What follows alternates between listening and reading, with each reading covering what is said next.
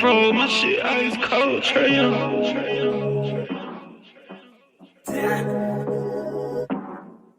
And you know I wear my heart on my sleeve. You hitting all the reads, pack your shit like you finna leave. I go and hide your keys, put you in position to win. Bless you without a sneeze, bust you down in all the VV. Yeah, we was getting cheap. Overplay my part, I can't breathe. I feel the pain in my lungs. I thought we really was one. My heart cold like Trey Young.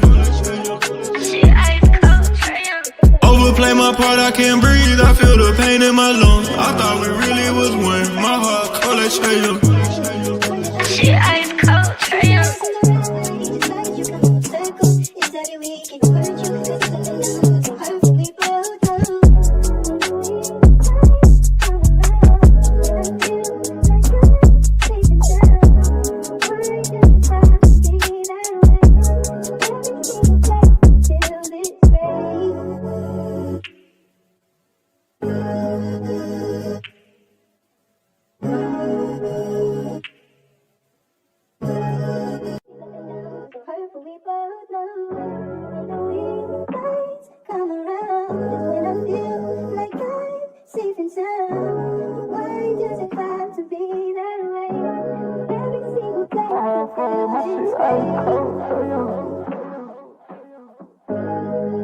Fro, my shit ice cold, Trey Young.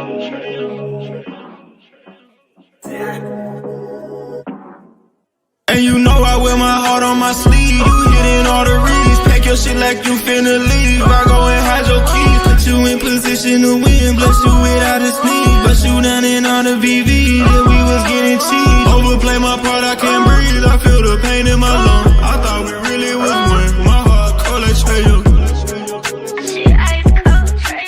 Overplay my part, I can't breathe. I feel the pain in my lungs. I thought we really was one. My heart cold like Trey Young. Shit ice cold, Trey Young.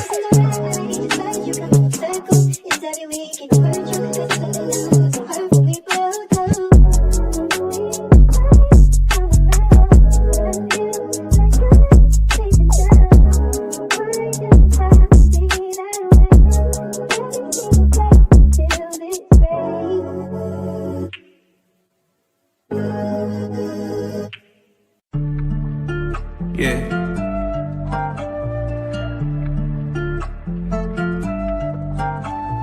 Swooping in just like a hawk, translating on a pick in the park. Yeah, swooping in just like a hawk, translating on a peak in the pop. And one baby that's far from a flop. Stay from Marina, we blow out the top. DeAndre 12, he just like a cop. Lockdown D, get it still in the block. V got that vision, he passing the rock. Trey up from 30 with 12 on the clock. I hope your best player got really good handles, why? Cause he might get swiped by Daniel's eye. Told him don't leave, both get open wide. Cause his jumper wet like an ocean, yeah. Jailing on the fat break, scaring them. But you can't leave open garrison.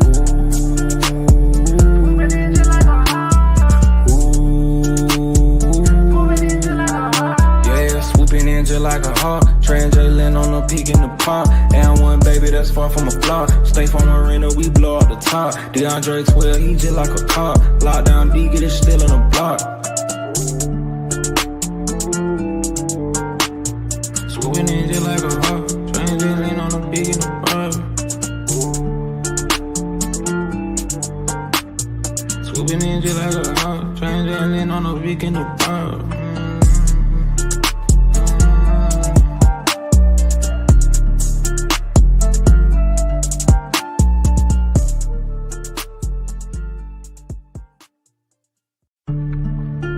Yeah.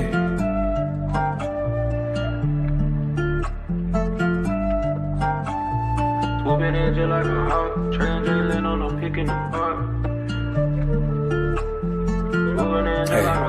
Yeah, swooping in just like a hawk, translating on a peak in the pop. And one baby that's far from a flop. Stay from Marina, we blow out the top. DeAndre 12, he just like a cop. Lockdown D, get it still in the block. V got that vision, he passing the rock. Trey up from 30 with 12 on the clock. I hope your best player got really good handles, why? Cause he might get swiped by Daniel's eye. Told him don't leave, both get open wide. Cause his jumper wet like an ocean, yeah. Jailing on the fat break, scaring them. But you can't leave open garrison.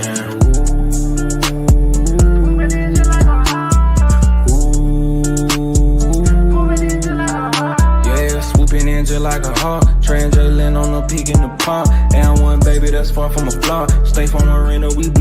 top. DeAndre 12, he just like a cop. Lockdown D, get it still in the block. Swooping in just like a hawk. Trying to lean on the big in the bar. Swooping in just like a hawk. Trying to lean on the big in the bar.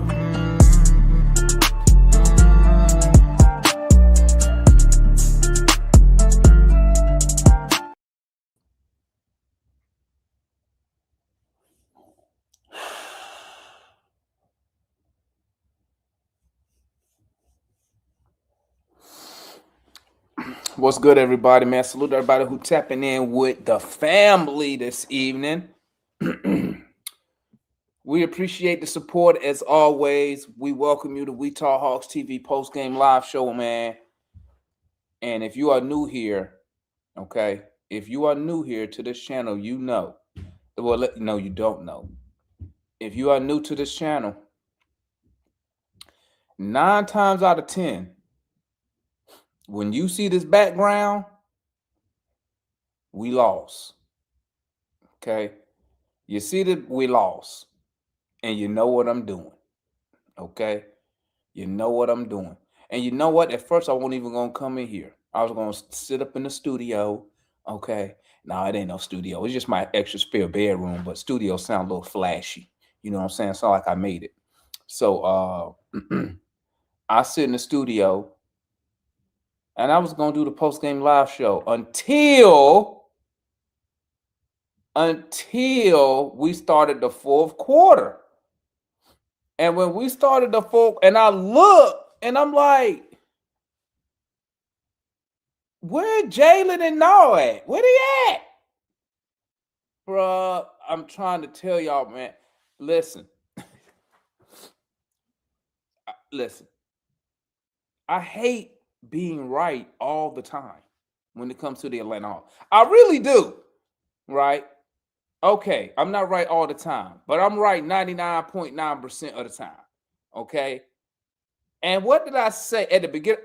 I said 2 things. I said, 1, the reason Zachary Ricochet is not going to develop into nothing is going to be because of the coach.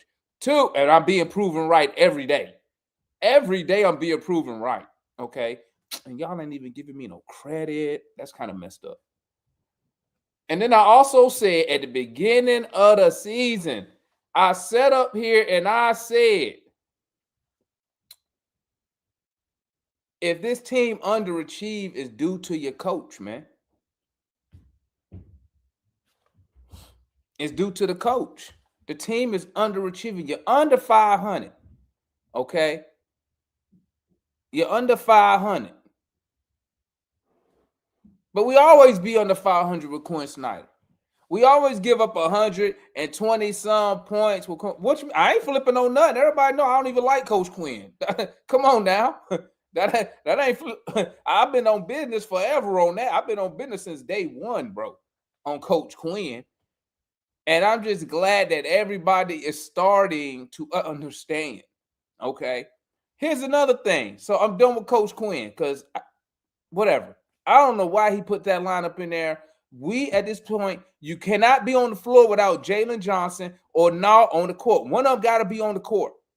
I don't know why he keeps doing that. It never works. Okay? Never works. And right then is when they took over that game, bro. Okay? Then, now, let me get on the players. Okay? Listen. I don't want to hear nothing about no turnovers. I don't want to hear nothing about being a point guard. Bruh, why are we the only team, okay, where our guys go in the paint? They ain't dribble behind their back the whole game except when they get in the lane. They just got to go by. And every time they did it in the fourth quarter, they lost the ball. Double O tried to do a spin move. Dude just took the ball. Dyson Daniel fumbling and bumbling in the lane again. Jalen Johnson turning the ball over. At one point, I think we had, 3 straight turnovers? Dyson had a turnover. Who was next? Was it Nah? Just turnover after turnover. Like, what are we doing? What are we doing? Okay? Listen, I do want to give a special shout out. I want to give a special shout out, man. okay, to Mohamed Gay. Got to give some credit to Moji, man.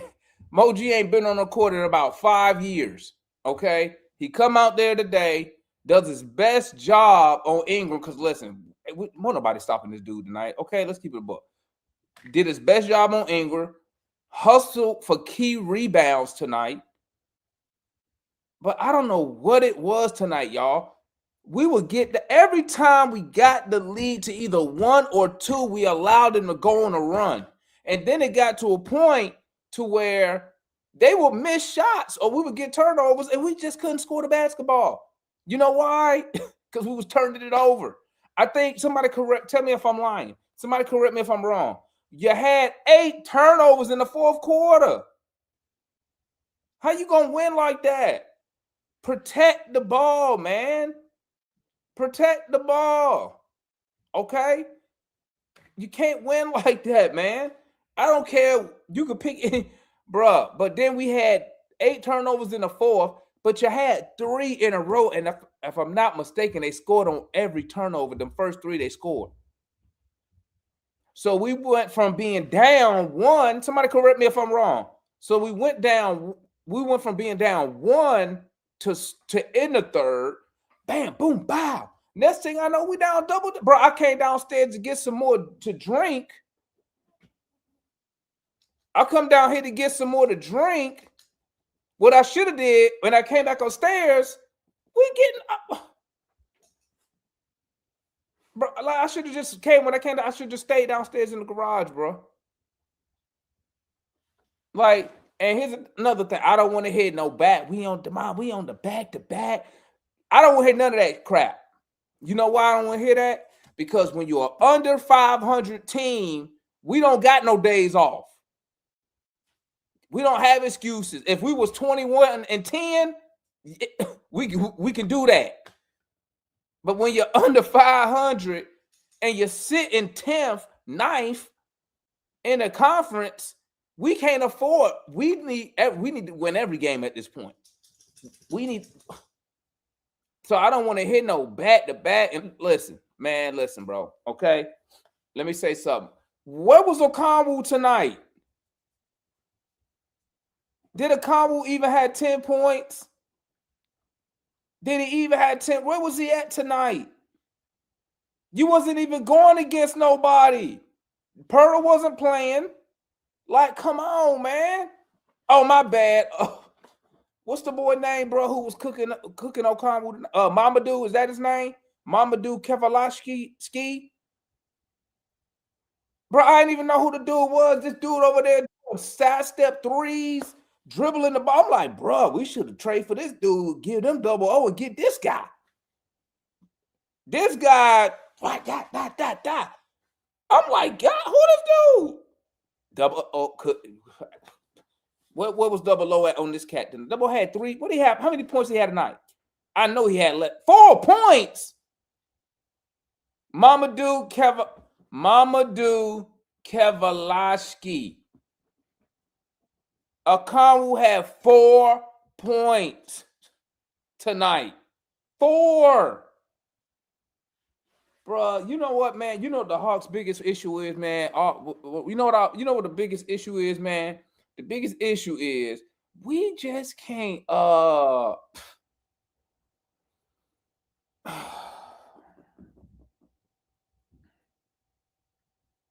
I hate going off on the Hawks like this, right? Because I know we just had the team meeting. We've been playing a great basketball for the past 3 games. But let me tell you something, man. When you under 500, bro, like these games matter for us, man. We are not 21-10. These games matter, bro. You know, I don't want to be a playing team. You know, and I know, Demond, you still got 40-some games left, Demond. Bruh, listen.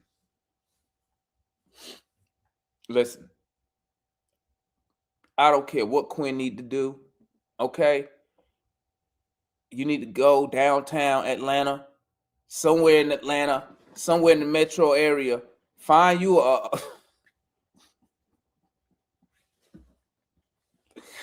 Find you somebody give Moji, Zach Ricochet, get them do some testosterone and some trend.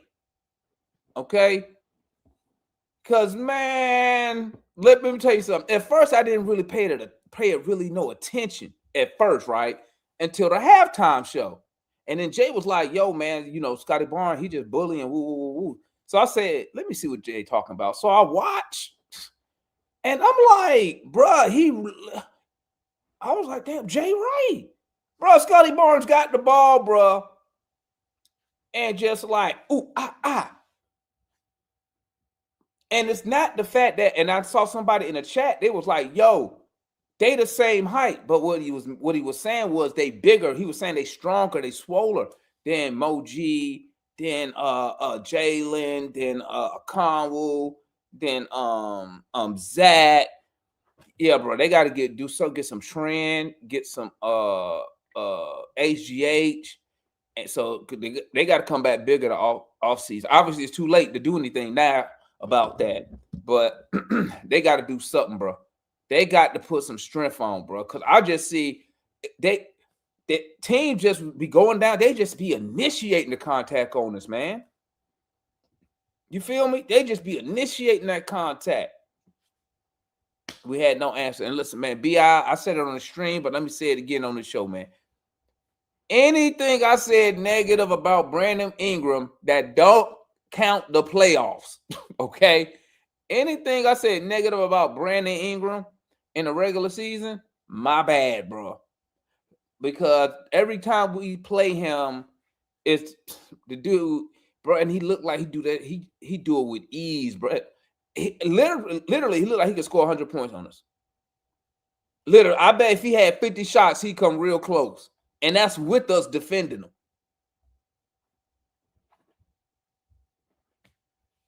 Bro, I don't know what I was thinking. I must have been in the garage when I was talking that trash about BI, because, man, woo! But, listen, another loss. Charted to the game. We got to keep it moving. Hopefully, we get Trey back. We get KP back. No lie, I ain't even trying to be funny, bro. We could have used Trey Young in that fourth quarter to limit some of them turnovers. Because those turnovers, they wasn't bad passes, right? It ain't like, some Trey turnovers usually be stupid passes. They literally just lost the damn ball and just lost the ball. Not double O. They just took the ball from double O. Buddy just took it. Yeah, he tried to do that spin move, and Buddy just came across and whoop, took it. So, damn, I wanted this game, bro, because we played so good, bro. We played so good through the first 3 quarters, man. Damn, I wanted that game, bro. You feel me? Well, hold up, gang. All right. Let's roll with the people, man. Let's roll with the people. See what the fans got to say about tonight's effort. Let me set up the timer. Boom. And we got people in the background. We're going members first. Let's go. Start off with Juan. What's good, my boy? Hey, bro. I want to be wrong so bad on Monday when we play them. We're not going to beat them until we learn how to cut off them from scoring in the paint. Look at the score. They score at least 50 points on us in the paint. Until we find out a measure to wall off the paint and stop them from just scoring effortlessly on us, it's going to be nice like this all night long. That's number one. Number two, Damon, do you know the Atlanta Hawks had 6 turnovers out of 7 possessions in the fourth quarter? And it even gets even worse. 7 possessions out of their 7 turnovers in the first 11 possessions of the fourth quarter. Game is over right there. Boom, bam, bow. It's over. It's done. It's over. You're not coming back from it. You know what I mean? Jalen goes on to miss 2 free throws. You know what I mean? That's another 2 points you lose. You know what I mean? And so I was like, if there was any worse way that you can start a quarter off, it was that by the Atlanta Hawks. And it has nothing to do with fatigue. It has nothing to do with tiredness. It has nothing to do with that. It was just unforced turnovers. Almost every single one of them were unforced. They were all unforced. You know what I mean? And then you go back to the second quarter, they started pressing the hell out of us. And what happened? We turned the ball over. So for everybody talking about Vic Krejci and all them should be point guard, stop it. Stop it. All they got to do, all you need is NBA pressure, and they will turn the ball over. I know a certain person that would have been helpful tonight that could have helped with some of those turnovers, but I won't say his name. Wait, It's the ghost, so you know Juan, who. wait. So you telling me you out on Vic Krejci being the point guard? Hell, I ain't never been on it. What the hell? No, man. Real basketball minds know good and well Vic is good for handling the ball a little bit, coming off screens and curls and shooting a three. That's where he lives at right now. He's pretty good at doing that. Continue to do that. I don't want to see him bring the ball up. If you want to go back and look how bad Vic was as a ball handler, go back and look at the LA Clipper game back in 2024 when they just kept pressing him with Kawhi Leonard and Chris Dunn. You know what I mean? But we ain't going to talk about that. We also ain't going to talk about how Okongwu got stood up by a 6'5" rookie from South Carolina called Colin Morris-Boyd, who's 6'5". We ain't going to talk about that. You know what I mean? 4 points on a rookie who stood him up almost all game. You know what I mean? We ain't going to talk about that. You know what I mean? I can't defend Zach tonight, bro. I can't defend him tonight. He was god awful. 3 for 11. He had 7 rebounds. I thought he rebounded pretty well. He got some offensive rebounds, but I can't even defend him. Muhammad Gay looked like he never played basketball before on the offensive end. Every time he got the ball, he said he trying to do a Euro step, and he almost traveled. He almost traveled at the rim. He shot a push shot over Sneed, who's 6'1". He shot a push shot, Damon, at 6'11" over a 6'1" guard, bro. On the right baseline. And left is short. And left is short, Damon. But you know what I mean? Like, bro, I like Moji. I like Moji, bro. But he needs to go back to the Skyhawks, and he needs to get stronger, bro. And Damon, you know what? Michael Jordan came back tonight, y'all. Michael Jordan grew 3 more inches. He had cornrows, and he's always under unlimited THC. His name was Brandon Ingram. All right. Michael Jordan killed us tonight. Anything he wanted to do, he could do it. Baseline, mid-range, dunk, layup. I said, man, we can't stop MJ tonight, man. It doesn't matter who we put on him. Overall, 106 is 107. I called it at the halftime show. I said this game looks eerily similar to the game we had last time. And what happened to mine? We lose the game in the same exact fashion in the fourth quarter where we get blown out yet again. It's got to be a mentality thing over these guys, man, because there ain't no way in hell we keep losing them. Yup. I feel you, man. That's the homeboy Juan, man. Let's get over to Jay. What's good, my boy? Hey, man, what they do? Not that fourth quarter. Man, I get it. Hey, look. You don't match up well against this team. This is what it is. Those dudes are in the weight room. They're big, girthy, bodies. You know what I'm saying? And the only body on the perimeter that the Hawks have that's strong is Dyson. But the problem with Dyson, like I saw right before halftime, is Scotty Barnes his arms are so long, he just shoots over him. Like right before halftime, he made 4 or 5 bank shots, all that. So I'm like, man, they're gonna make those tough shots. Mm-hmm. And there's really nothing you could do. But I thought when we needed to be good defensively, we were. But that first stretch in the fourth quarter, that 5-minute stretch, you lost the game. Yep. It's just that simple. You lost to this team several years in a row. Okay. Like several years. I don't even know last time we beat the Raptors. We beat them last year, but I'm just telling you, you lost to them 7. It's never been a good matchup for the Hawks. It don't matter if you got Trey. That don't matter. They always stick one of those long defenders on Trey, and he be turning it over and be playing bad against the Raptors just the same. His numbers look good on paper, but it's the same thing. So I mean, hey, it just is what it is, man. I mean, me and Warren told y'all about Mamu yesterday. Everybody was on the stream talking about y'all scared of a grown man named Mamu. No, Mamu Shilly is a good player. I didn't know who the dude was, man. I'm like, who is this guy? Yeah, but that man, One, I ain't trying. Y'all must have said that when I was already off stream. I might one. I don't remember y'all talking about that. Y'all must have did that when I was off stream. No, I watched the NBA. Okay, I watched the NBA. I watched college. I can tell you, a lot of these dudes on these benches are better than what we got. Okay. No, what I said was, y'all must have said that when I was off stream. Oh yeah, probably. But I'm just saying, like, we was calling this yesterday. Like, hey, Mamu is a big body. He's only like 6'8", 6'9", but he's so massive. Hey, that dude know what he doing that basketball. No, but he's like 6'9", 250. So you can be undersized. He's like undersized by height, but he got like a 7'1" wingspan. So he's long enough and got enough. Just like Double O got a long wingspan. O don't really have no long wingspan. O is 6'8", and O is only like 230. He got like a 7-foot wingspan. O is only like 230. He's too. Bro, O is not a small guy, bro. No, O is small for his position. All around, he's too short. He not small where he shouldn't been on Buddy. On who? On Mamu. Dude don't got about size like that now. Come on now. He's a big boy. He was gonna lean on Mo, and Mo wasn't gonna be able to do nothing. Mo Gay is not small. Onyeka is definitely small. I was talking about Onyeka. Mo Gay is definitely too small for Mamu. Okay. If you watch the Denver game, there's no way you came away with saying, shit, you gotta be the Denver game. I've been saying this since the first time we played Detroit.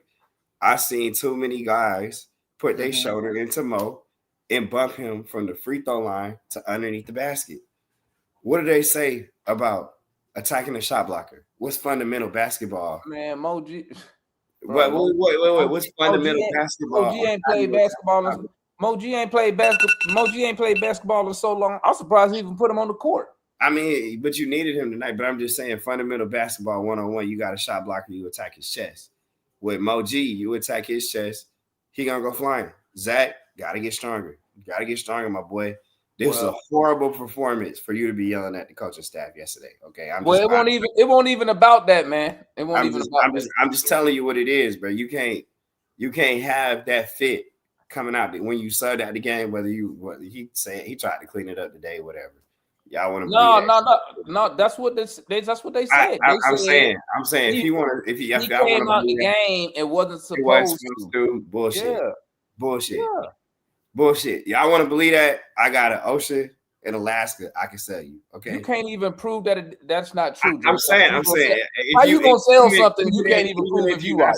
Come out the game. Okay. Even if first of all they go to the scorers table and they report who they going. I'm not even gonna get into that. But if y'all listen, regardless, if you gonna stand there and be mad about coming out the game, you cannot come out here and play like that today. I mean, that's true. I mean, it's just that simple. That's true. I don't think nobody gonna argue that point. I'm just telling you, it just wasn't good. I just hate when we waste good performances. Dyson played all right. Shout out to him. Jalen, when it mattered, I needed more. I needed a little more. So that's the homeboy Jay, man. All right, let's go, John. What's good, John? I'm on Interstate 10. I just left Houston. I'm on my way back home, and I listened to this game with Bob Rathman and Brian Oliver. Mm-hmm. I almost tore my damn truck up in the start of the first or the fourth quarter. Eight straight turnovers, and you played your ass off to get down by one, and wasted it all at the beginning of the fourth quarter. It was just a whole waste of 3 quarters of good basketball that y'all just fiddly fluked away. Tricked it off. I mean, see, the people that coach started off with in the fourth quarter, then putting Jalen Johnson in there, and everyone touts him to be a leader, touts him to be the next big thing. It's some growing up you got to do, son. It's a lot of growing up that you got to do, and the rest of this team has to do. I've been telling you guys for the past 3 years that we need to get bigger and stronger, whether it be by getting people or whether it be by getting the people that we have bigger and stronger, because you are in the freaking Eastern Conference. This is a meat grinder, ladies and gentlemen. They do not play over here. All right? They don't Fact. play over here. Fact. You got outclassed, you got out muscled, you got out physical. Now, until you get that weight, it's just gonna have to be some unnecessarily vicious fouling going on. And why did Asa Newell only play 8 minutes tonight? Got to talk to the coach, man. Why did that man only play 8 minutes tonight? You used that man for 6 fouls. Use him for 6 fouls. See him right there? I don't want that man to be able to lift his arms up after you get through. Make it where he can't even shoot no free throws. That's what you got to do.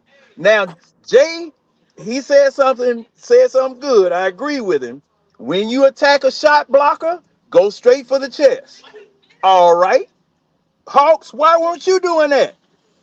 Why weren't you people doing that? When you get double teamed, pick one of them and run him over. Okay? They saw double teaming you. Don't try to dribble in between them. Pick one of them and run into him. Draw some fouls. Get them off of you. See, I mean, basketball 101. Basketball 101, we are not being taught. And then that's what I've been saying about your coaching staff. Your coaching staff doesn't know how to train big men. They don't know how to coach them.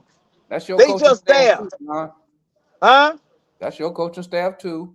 Oh yeah. Well, see, thing is now, I'm not blaming Demond. I'm blaming the coaching staff. I'm just pointing it out. It's ridiculous. It's just ridiculous. It's embarrassing. And even though you had hopes and that you wanted them to win tonight, I had this feeling that when Porzingis wasn't there, this is what the result was going to be. All righty. That's the homeboy John, man. Let's go, Larry, man. What's good, Larry? You on mute, Larry. My bad. Appreciate you, man. Having me on the platform. My boy. Hey, sorry for your loss, man. I saw that. Yeah. My bad. Yeah, no problem, man. All right. Great job on the watch along. I couldn't watch. I was watching highlights, going back and watching them as the game was going by and listening to you. So let me get this right. Quinn does a Quinn thing in the top of the fourth quarter, has a Quinn lineup, try to bring in Jalen to stop the bleeding. Turnovers continue. We don't have a rim protector. Yucca Kongu, 4 points and 3 rebounds. How the actual F are you a starting center in the NBA and have 4 points and 3 freaking rebounds? I knew you was gonna say something. I was just waiting. I'm saying though, man, like, oh, he's worn down. And again, another game. This is the third time we've been in the paint by Toronto Raptors, man. They didn't even have Jakob Poeltl, and they still dominated us in the paint, man. Like, again, I knew KP wasn't going to play, and it's sad that we see how poorly we are impacted, you know what I'm saying? Just like if a Yucca Kongu isn't hitting his threes or scoring around, like he don't have any defensive like impact, and really on like rebounding, like it, man, I don't know, man. It is what it is. Like I said, man, if Jalen has a bad rebounding game, and he had 7 rebounds, 30 points. But if he has a bad rebounding game, and for Jalen, he has to almost have like 10 to 12 rebounds a game, because he have a bad rebounding game. I mean, it's really gonna hurt the team. I will commend Zach for getting rebounds today and trying to pick up that slack. Mm-hmm. But Yeah, I'm not really gonna be hard on Zach. I think Zach just going through it personally. I think that this dumbass coach is ruining his confidence. I love seeing that he bucked on him last game, but again, man, shout out to Dyson getting 20 and 12 and 5. Yeah, Dyson But did yeah, the those same turnovers are bad. Turnovers are bad. I mean, it is what it is, but whatever, man. You get 20 points for somebody who only supposed to get 11 from what Matt said. Hey, that's fool's gold, or something we gotta take advantage of. So, good job, Quinn. You tried. All right. Fire, man. That's the homeboy Larry. Let's go see Wonder. What's good, see Wonder? As a preacher, I have to keep preaching the truth. The Bible says to preach it in season and out of season, even when people don't want to endure sound doctrine. I feel like I'm preaching the same gospel when it comes to a certain individual that everybody wants to trade away. You need him.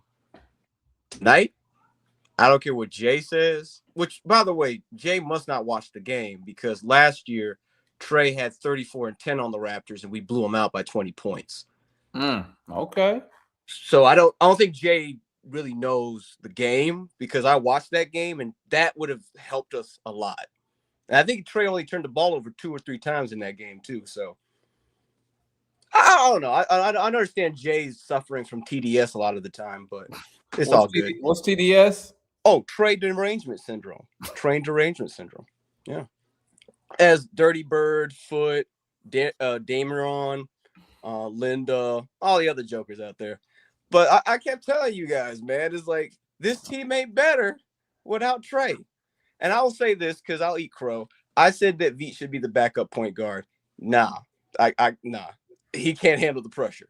Just like Dyson couldn't handle the pressure tonight. And I said in the first half, if we don't clean this up, this is how we're going to lose. Because Toronto is pressuring us because they know we don't have any legitimate ball handlers. And what happened in the fourth? 8 straight turnovers. Back to back. Because everybody was trying to take turns being Trey Young when they ain't got the ability to do it. And you also noticed something? When Moji came in, we actually started to get a run going. Because we had at least defense to go against Ingram and a shot blocker. But something really weird happened. Because everybody likes to talk about when a certain individual comes in, the run dies. When Trey comes in, runs die. Jalen came in just before the end of the third. Just before. We didn't score our first bucket in the fourth until 6:30. So did he kill the momentum? Because his defense definitely didn't help. I'm just saying, like, if you guys are going to keep putting my point guard with that same level of judgment, Jay, Mora, Foot, do y'all self a favor and do it with JJ since y'all want to annoy him as a franchise. I got more for y'all in the forum. This is just the beginning of the sermon. I got so much more later on.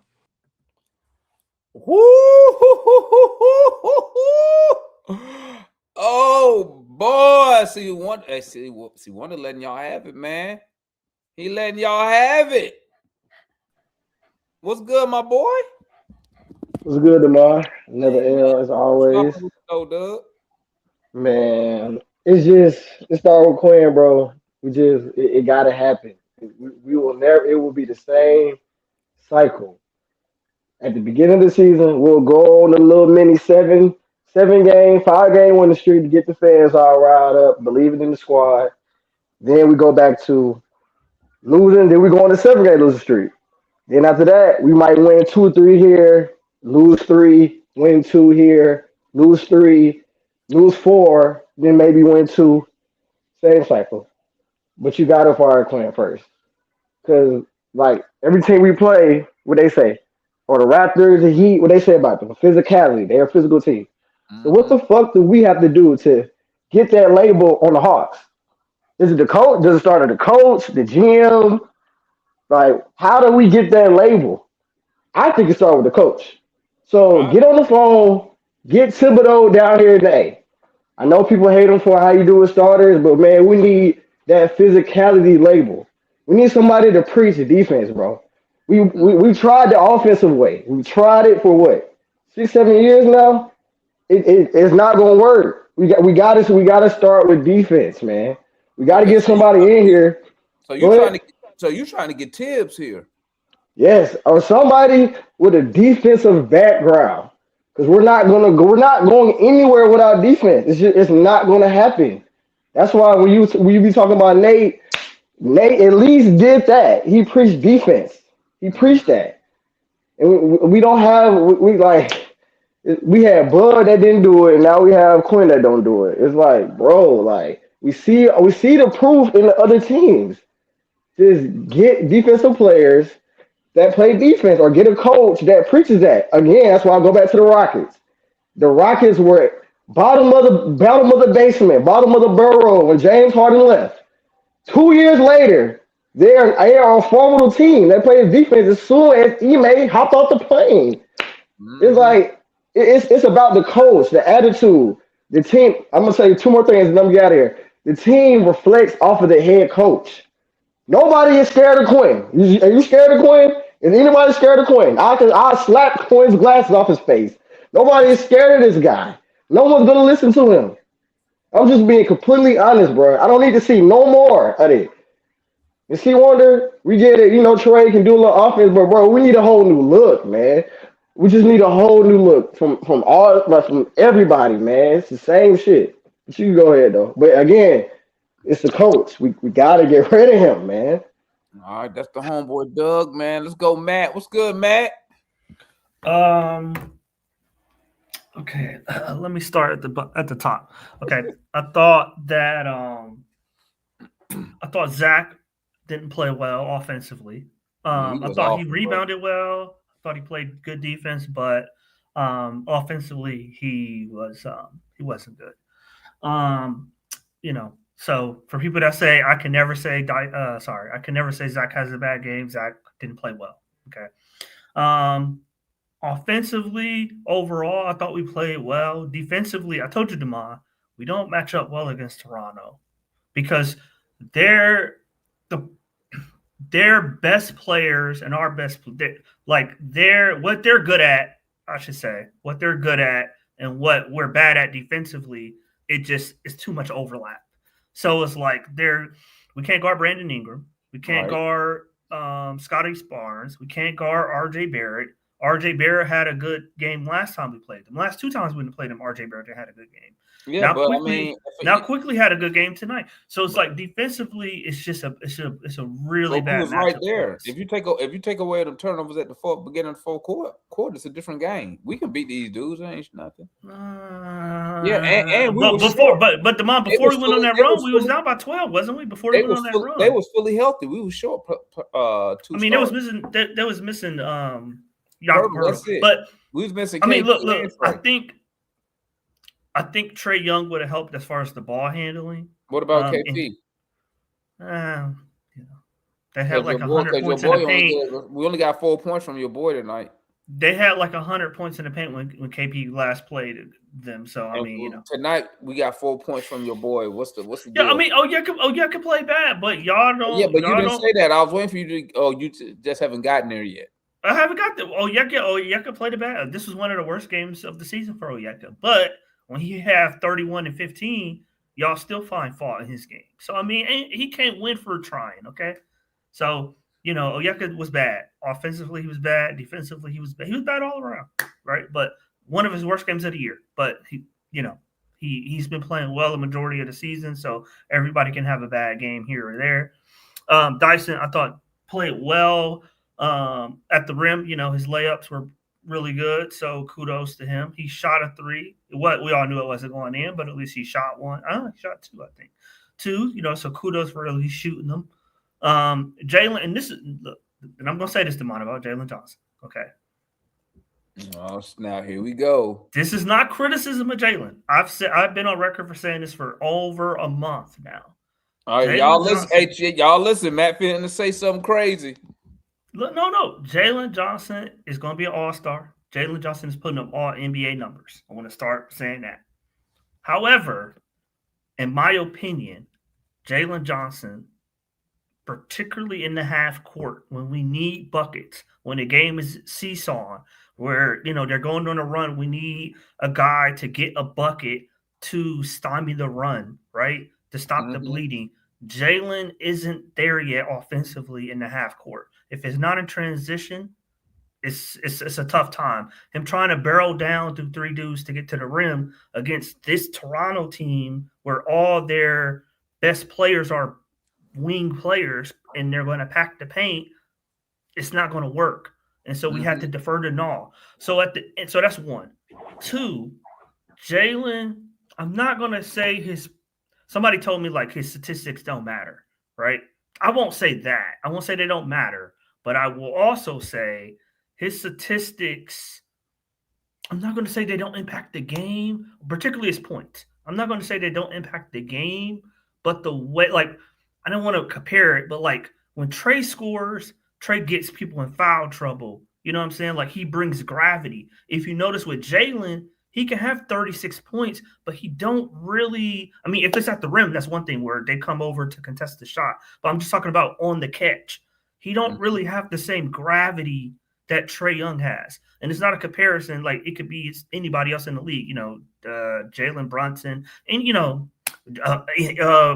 Brandon Ingram tonight. Like we brought a double to Brandon Ingram on the catch. Like Jalen don't have that type of gravity, but yet he has like 32, 34, 36 points. So it's weird. It's a weird conundrum. Like, what do you do like with Jalen? Like you would think given his like stats, like, oh my, he forcing double teams. He can dudes in foul trouble. He creating gravity for other dudes. It's not like that.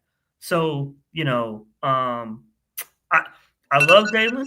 I was one of the big, besides Devin Booker. I would trade him for Devin Booker. But besides that, I said, don't trade him for Giannis. Okay. He gonna have a breakout year. I'm a huge Jalen fan.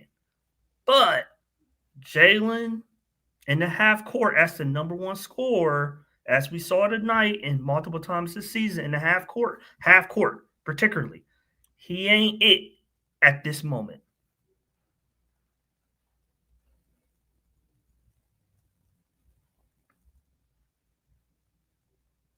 That's it. I know people are going to try to kill me, but he ain't it right now in the half court. He ain't it. Damon, you still there? I don't know what happened to Damon. I just keep on. I'm the last one. I don't see anybody else in the chat. So let me go ahead and get this on out real quick. Hold on for a second. Look here, y'all. I mean, the crash out game is yet at it again. I mean, y'all do this shit every time. We win, it's all roses. It's freaking unicorns and rainbows. We lose, y'all crash out. All that shit y'all talking about don't even matter. At the end of the day, we lost to a better team. You back to mine? Yeah, you got a foot. Go ahead. My laptop died. Yeah. I had to go At the end of the day, we lost to a better team. We're not better than Toronto. It's just bottom line. We played a good game, and then we got the turnovers just took us on out. That's all it was, man. Stop crashing out. See, wonder. Trey did not play. He ain't played in I don't know how many games. Why you keep bringing him up and everybody else in the chat? That's the funny part. Y'all be on social media talking about us, talk about Trey. Y'all talk about that motherfucker the most. He ain't even playing. I mean, you got to throw his name in there every time. He's not playing. He ain't got nothing to do with the wins or the loss recently.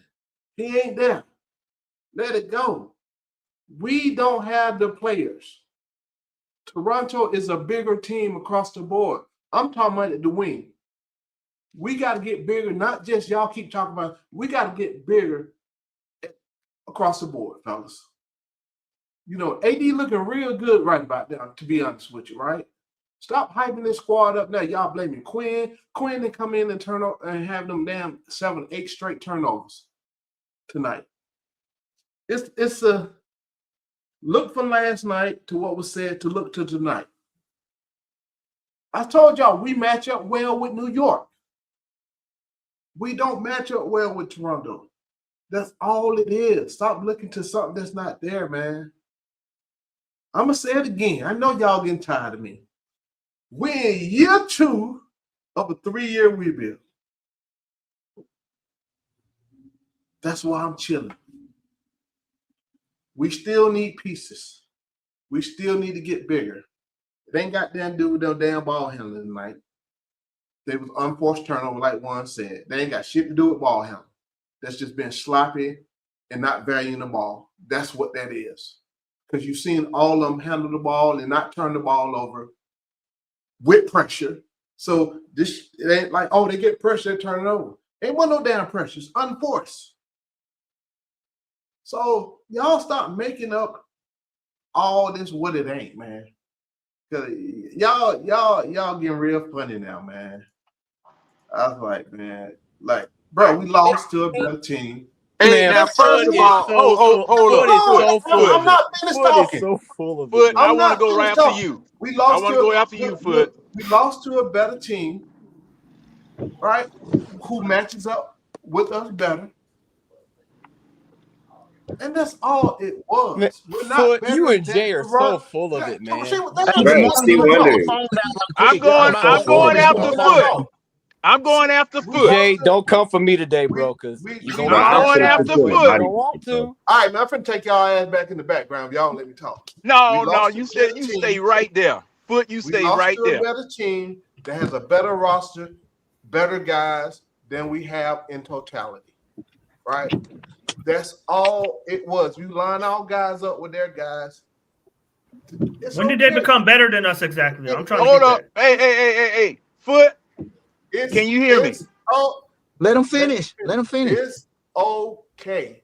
All right. We're gonna be fine, man. We gonna be straight. We're gonna make some moves at deadline, make some moves at the end of the year, and start getting this team like we need to be. That's all. They're 21-15 for a reason. Foot, I just want to. Hold up. Hey, go ahead, John. Go ahead, John. I'm going after John. Now, Foot. I'll go last. Now, Foot, you had this superior team down by 1 freaking point going into the 4th quarter. You throw the ball away 8 straight times, and they create a gap that you can't overcome. As Juan said, those were unforced errors. You could have stolen a game if you didn't do stupid mess to kill yourself. So the thing is about these teams like that is that, yes, they may have superior firepower on that side, but you don't do yourself any favors sitting up there shooting yourself in the top of the head with a 38. All right? Then last night, I heard you guys last night. I wasn't able to get in, but I heard all of this praise and everything that they were heaping upon the Hawks for beating New York. You beat New York without Zesty Mobile. You beat New York without his backup. You beat New York without all of the people that whooped us before. So that is not a measuring stick on how good this team is. I take the win, but these people were missing key pieces that beat the snot out of us last time. Okay? So I didn't celebrate last night.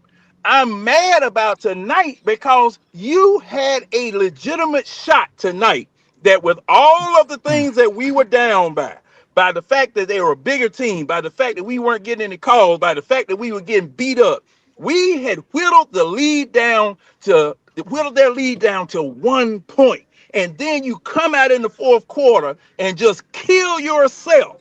Kill any opportunity of making it look respectable by making dumb mistakes. You're looking just like the damn Falcons. That's exactly what we look like the tonight. Falcons on a win streak. Now, I left my ID card at now home. I want an answer to this question. Now, Larry and many of you, and I'm kind of in agreement with you. I'm kind of in agreement. Hello. Why? That's I Juan. left my ID card at my house. I'm going to check on one of my soldiers right now. Hello. Go ahead. Oh, okay. Okay. Many of you have said, and I said, I agree with you on this particular point, that the era of the small point guard is going away. Right? Why the hell did we sign a backup point guard at 6'1"? Why did we do that on a 2-way? Quinn. Because your small point guards are going to be backup point guards. That's your No, Quinn. no. Yo, look. I He's a Quinn. understood when people said that your point guard, the time of the small point guard, backup starting or carrying water for the Virgin Mary is over with. That's Why not what people did are you saying. sign a 6'1" point guard? John, That that's not makes Who's available? absolutely no sense. John, that's not what people were saying. People were saying the time of the 6'3" and under guard starting and being your best player is fading out.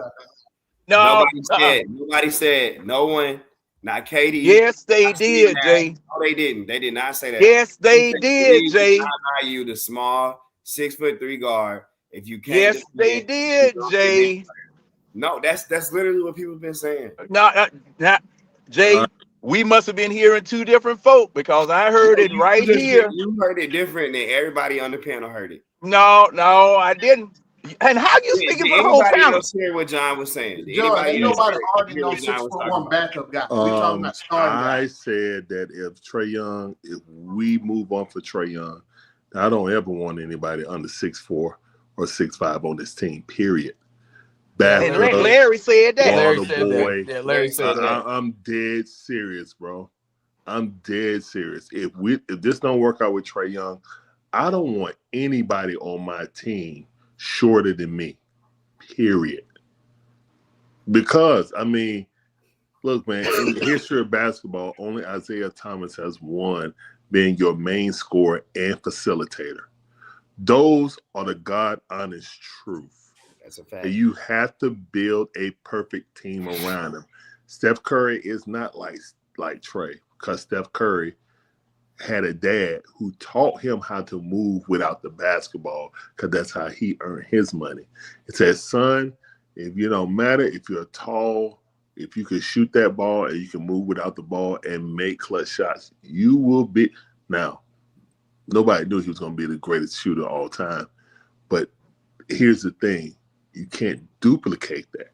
I think that was the fatal flaw started. We've been trying to, but you can't duplicate. You should have tried to duplicate the bad boys or get some hard-nosed defenders type guys. And you can't be slight of build. We have tall guys, we got skinny ass dudes. We got two-pick dudes, you know what I'm saying, out there. Like, so when we say, hey, our average height is 6'9", 6'9" and above. So we're one of the tallest teams. But then when our coach put in these Minnie Mouse team, these mini-me team like lineups, we downgrade ourselves. Now, Porzingis always been out. Obviously, that hurts us. You know what I'm saying? And size, because Young Kongu is just, I mean, he does well for a backup center or backup power. He had a bad night, dude. I mean, the man just had Let Larry talk. Y'all were worshiping him last night. He was bad. He was bad for 8 games. No, guys. I was waiting for my turn after John. And I ain't through. I got one more thing. He's doing the best he can. He can't grow anymore. You know what I'm saying? It just is what it is. And physically dominant teams like this who are just saying, forget the threes. We're just going to head to the basket because we don't have any rim protector. We can't get a rebound. Guys, when I see smaller guys snatching rebounds over our center, you had 3 rebounds. Like, how badly we all agree that Dyson Daniels' offense is. We should be appalled.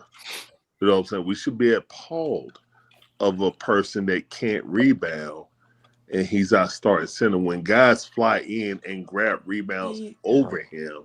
You guys flip-flopping so bad, bro.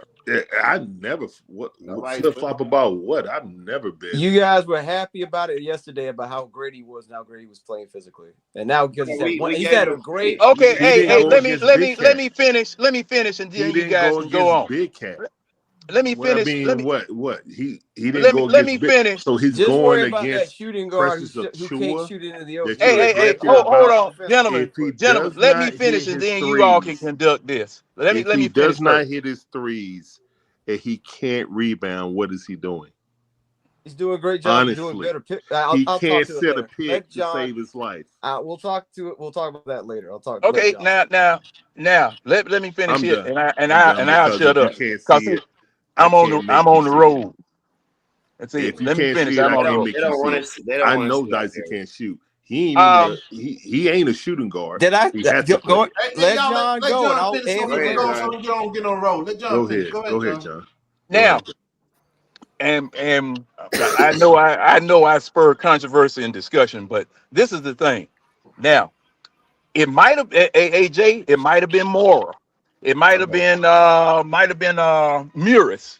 gotcha. But some other people said that shooting guards under 6'4" are becoming a thing of the past. There was no specifications whether it was starting, it was guards, just the word Okay, guards. I got Now, my problem is why in the world didn't you go and find another Porzingis type? That's what you need over everything. Because if this man is going to be not playing, okay, you need somebody just like him just to stand in the lane, to intimidate folk, to guard the rim.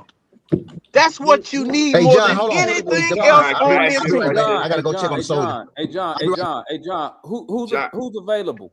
Wait, Hold Demar, I on, got a hold on. question. Who's available, Nah, you John, to can fit wait. that? I've been waiting patiently. Hold up. Now, Who's available, John, to fit that category? see, and that's your scout's job. But That's who's your available? scouting Y'all keep I'm department saying job. asking you. You said you don't got No, nothing. no, no. That's John, you know not they called my job.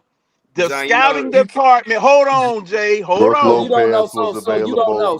So you don't know. Brooke And you had, Lopez and was see, you available against had Because Austin plenty of Peay. people. I'm asking you that. I'm asking you that because you're Valanciunas saying and who we Brooke need, Lopez was what type of player available we to need, come off the bench. and I'm asking you is that you don't he know said if we they need try to another find guy that player. just So like I'm KP. asking you who is available. Okay, I now, say Brooke Demond, Lopez and Valanciunas were free agents that they could have picked up. So, that's I what I'm, mean, man, at Valanciunas the was not a beginning, free agent at the Valanciunas is oh my not a bad, beginning, my oh, KP. bad. Brooke hold on. Valanciunas Lopez is was. not a Excuse me. KP Brooke guy. Lopez John was said get a guy just that's like random. KP. Yeah, How many guys yeah. like KP are So there? who's available? If you want a 7-footer that can shoot, then Brooke Lopez was there, but he's long in the tooth. Dude, Nobody there's a wanted reason that. why KP is called the unicorn. Like the Hawks. There's only like three Listen, guys like him in the league. listen. But this, The size issue. So we can go ahead and nip this in the bud. The size issue is a factor because they bet on Dante, and And he tore Dante his got hurt. ACL. That's what they did. Yeah. Period. They because betted on y'all had, Dante. They betted on woo, Dante. Dante's injured. That's why you don't have that other big. Now you need to wait and see what they do at the deadline. They did one thing that I don't know why they did it. They signed a 6'11" guy who don't defend. I don't know why, but he can shoot. That's what they say. So that's a size guy on the bench. He ain't playing him right now anyway. So I what? mean, So there you go, your coaching staff. there you go, They, man. What's good, cause C see, Wonder? Hey, all right, real go quick, ahead, hold see. on, Cam, you got to turn on your camera if you want to be up here. We're gonna remove. I'll just pull him out when his camera come on. We'll just bring it back up. Go ahead, C Wonder. Yeah, like first things first when it comes to Larry, I already told you that yes, I understand that he's a bad rebounder and he's not a good pick setter. But I've said that his offense, as well as him playing more physical the last few games, is what I've liked about him being a starting center, as well as the chemistry him and JJ have. When you have a spacing big, it makes things easier for JJ. It really makes it easy for everybody because we already have a non-shooting shooting guard who is only shooting 13% from three. We don't need a center that can't shoot either. He's only a shooting guard because they need it for defense. Hold up. I waited patiently for my time. I waited patiently. Which, by the way, I want to say seriously, condolences. Go ahead, C Wonder. I want to say to Larry, condolences to you. Condolences to you. Thank you. Oh, I'm praying for you and your yes, family. yeah, Praying for you and yes, your family. I'm so sorry. yeah. I really am. But I've already said that, hey, you need a backup center behind a Kongwu who can rebound and block shots. And like Damon says, that's what they kind of got with Dante. That's what they really were hoping for. Except Dante got his knee blown out, and that's unfortunate. I've already maintained to go get a backup center for cheap, or as we saw tonight, allow Moji to play backup center for a little bit, because his defense helped us bring us back until a certain person who was 6'9", light skinned, that everybody wants to anoint as the new guy, came in and destroyed all the momentum. But anyway, the other thing I wanted to say is I'm happy that Dyson is learning to just drive more. That's great. I'm happy that he's doing the rebounding and the assists. But you can tell he is not good under pressure. He was turning the ball over constantly, especially in the fourth quarter and in the first. He is not really built to handle that type of pressure or full court press or blitzing, because his handle's just not that tight enough. It's just not that good. And so when you also can't shoot, that also limits you a lot as well when the defense is on you, because you can't really create kind of space or cause them to have to, move off of you or whatever. I mean, when you have a center guarding you, I mean, anyway. The third and final thing is when it comes to like Zach, he's frustrated. I'm not really mad at him having an off game. If he was better developed, I think we'll be okay. I understand what Jay and all them saying about Toronto being a physical team, and that's true. And I do agree with Larry. We need more physical, tough-nosed type dudes, whether Trey's here or not. But the whole point is that Quinn also has to coach these guys up. It's not just them. Yeah, it's them too. But Quinn also has to put them in there. Chuck Daly put that in there in his team. Yep. That toughness. He put it into the Bad Boy Pistons. Quinn is just teaching them to be a finesse running gun team. He ain't really teaching them how to stand their ground and fight hard and fight tough. So yeah, it's the personnel, but it's also the coaching. The coaching creates the culture, and Quinn's culture is run and gun. That's it. Like you guys, that's why I say the way we play offense is what's feeding into the bad defense. It's not about Trey. It's just the way Quinn plays the defense. If you keep moving and running up and gunning all the doggone time, you're not gonna have enough energy on the defensive end. You're just not. Especially and also our defensive rebounding is bad because we're always trying to get out in the break before we can secure the rebound to get easy points. That's just the way Quinn's system is. So unless you have a legitimate rebounding, shot blocking center who can anchor the defense, whether he's starting or coming off the bench, this doesn't work. You saw without KP what happened. Now, would we have won? I don't know, but I think we would have had a better chance if KP was in here. And I definitely believe we would have won if another point guard had here that you guys want to trade away for nothing because you just want to find this dream girl, Jay. Oh, my God. Are you done? Hey, hold on. Yeah, I'm done. Hey, hold on real quick. I'm done. Hold on real quick. Let me run through these super chats real quick. Boom. It's my fault. Wait a minute. I thought we was good without Trey.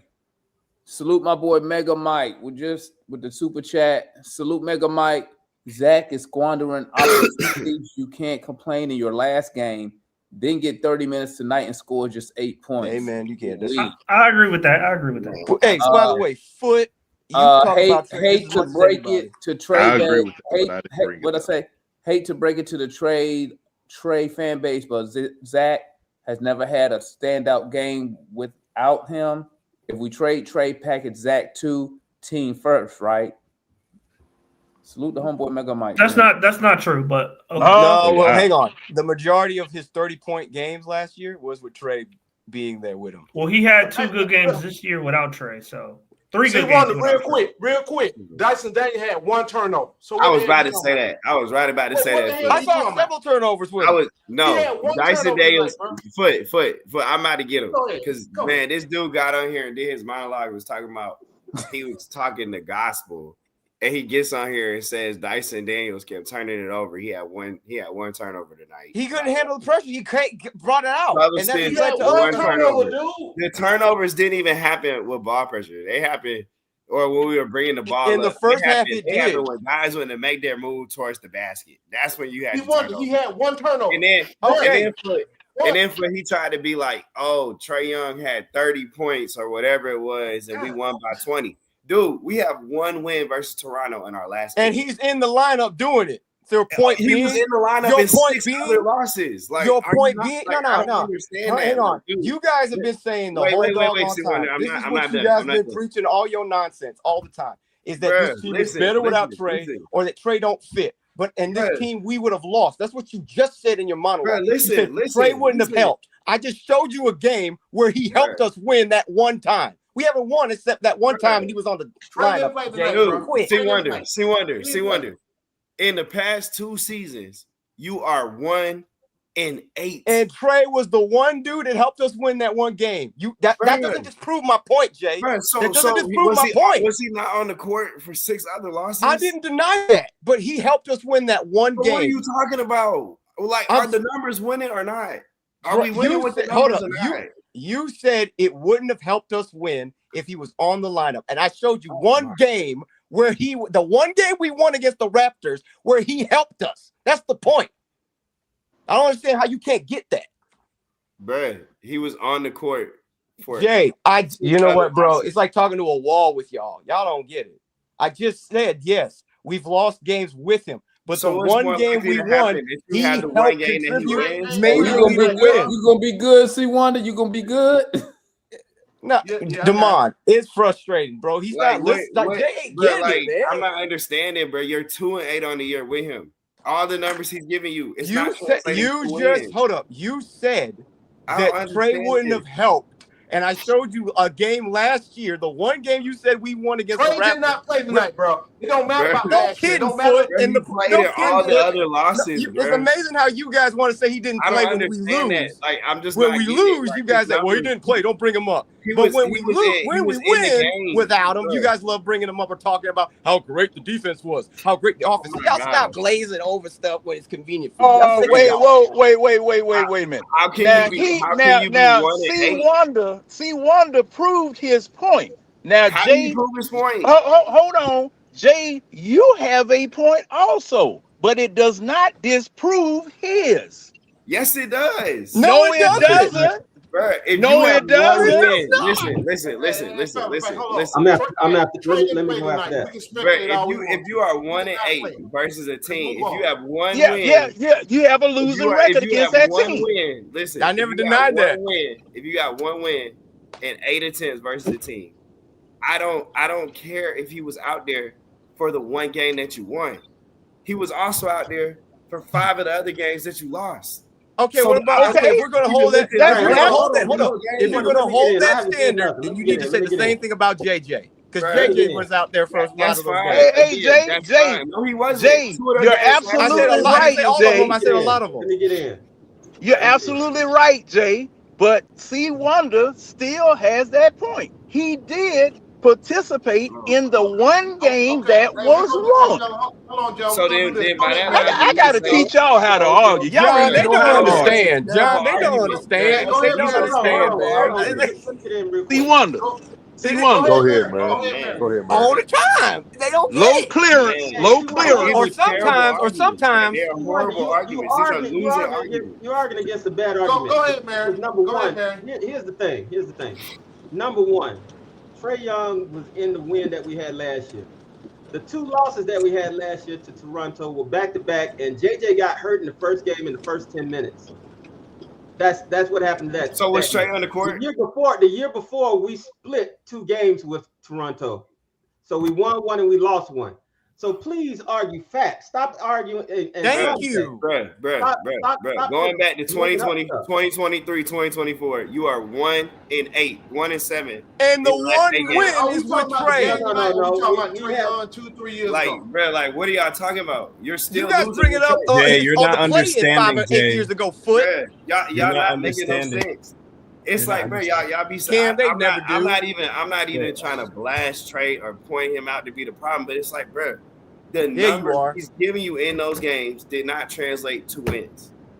I showed you one win. They didn't translate to wins. They translated to one win and it's still a win. We haven't won without him. All right, why do we do this every night? Why do we do this every night? Let's get off that, man. That stuff kind of played now, bro. Why? You feel me? Damon, ask a question. Listen. Like I tell y'all, man, like I try to explain, you're not gonna change nobody's opinion. Y'all gonna keep going back and forth, and you're not getting nowhere. I just said right here, listen to y'all go back and forth about 3 minutes. y'all not gonna change your mind, man. Okay, Trey Young. Okay, some people want him gone, some people don't. But let's be honest here. You really gotta have a fair assessment and let him come back and get 20 games with Thank you. KP. Thank you. Yes, sir. Let him get the Exactly. games with Jalen Johnson. Then you got, because once again, like I try to explain to y'all, once again, you need to have some serious data to show wrestler why you need to trade Trey Young. Exactly. So until Trey Young get that run with it, because remember, the players on the team that y'all talking about was brought here for him. No was brought here for him. All the free agents we got was brought here for him. KP. Okay, so you got to get a real amount of games. Then if they go bad, then you got some argument. Hey, he played with his guys. It's the same thing I'm waiting on for Quinn Snyder. Okay, exactly what I'm waiting on. If he don't win games, hold on. If he don't win these games with his guys, these supposed to be his guys. Mm-hmm. Okay, I'm just giving him you got the whole season to show me something. You know, so with Trey, how many? I think KP, Trey, Jalen Johnson. I think 41 minutes. Yeah, they don't got no time together. 41 minutes. 41 minutes. So that's let them pathetic. get some real burn. That's pathetic. Then you got a real argument. Right now, talk about we 1-7 with the Raptors, we 1-8 against the guy. Don't really mean nothing because you didn't have a Porzingis, you didn't have a Nall, you didn't have this version of Jalen Johnson. So let's get some game. Let Trey come back. Personally, they should just bring him back after the break, okay? Because they're not going to trade him before the break anyway. Bring him back. There ain't no value in him. Be quiet. Bring him back, fully healthy, okay? Let him play. Then you make your judgment after that. It's really that simple. Now, isn't that what I've been saying all along? Well, I don't know what you be talking about. I've been saying the whole the time? ball, rebound. I don't know what you be talking about. Okay. Well, let me make it plain. So, no. I got Trey it. Young. So Trey Young. Hold on. All He- right. And another thing, all y'all can't talk at one time. Okay. I'm going after whoever next. I don't care who. I'm going after whoever next. Now, So listen. Because what I'm had to start doing, I had to start putting y'all off the panel so I can hear people talk. Because that's what everybody be telling me. They can't hear everybody. Okay. Here's nothing. Y'all got to start with the sidebars. Okay. When somebody saying a little point, when y'all interrupt, you take that person off topic, and now he addressing you. You know what I'm saying? Then they want to go back. Hold on, I didn't get to finish. You see what I'm saying? So let the person talk and get your opinion out there, so everybody can get their turn to speak. You feel me?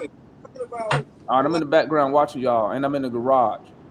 Hey, plus I be muting y'all when y'all do that. All right, now let me. Okay.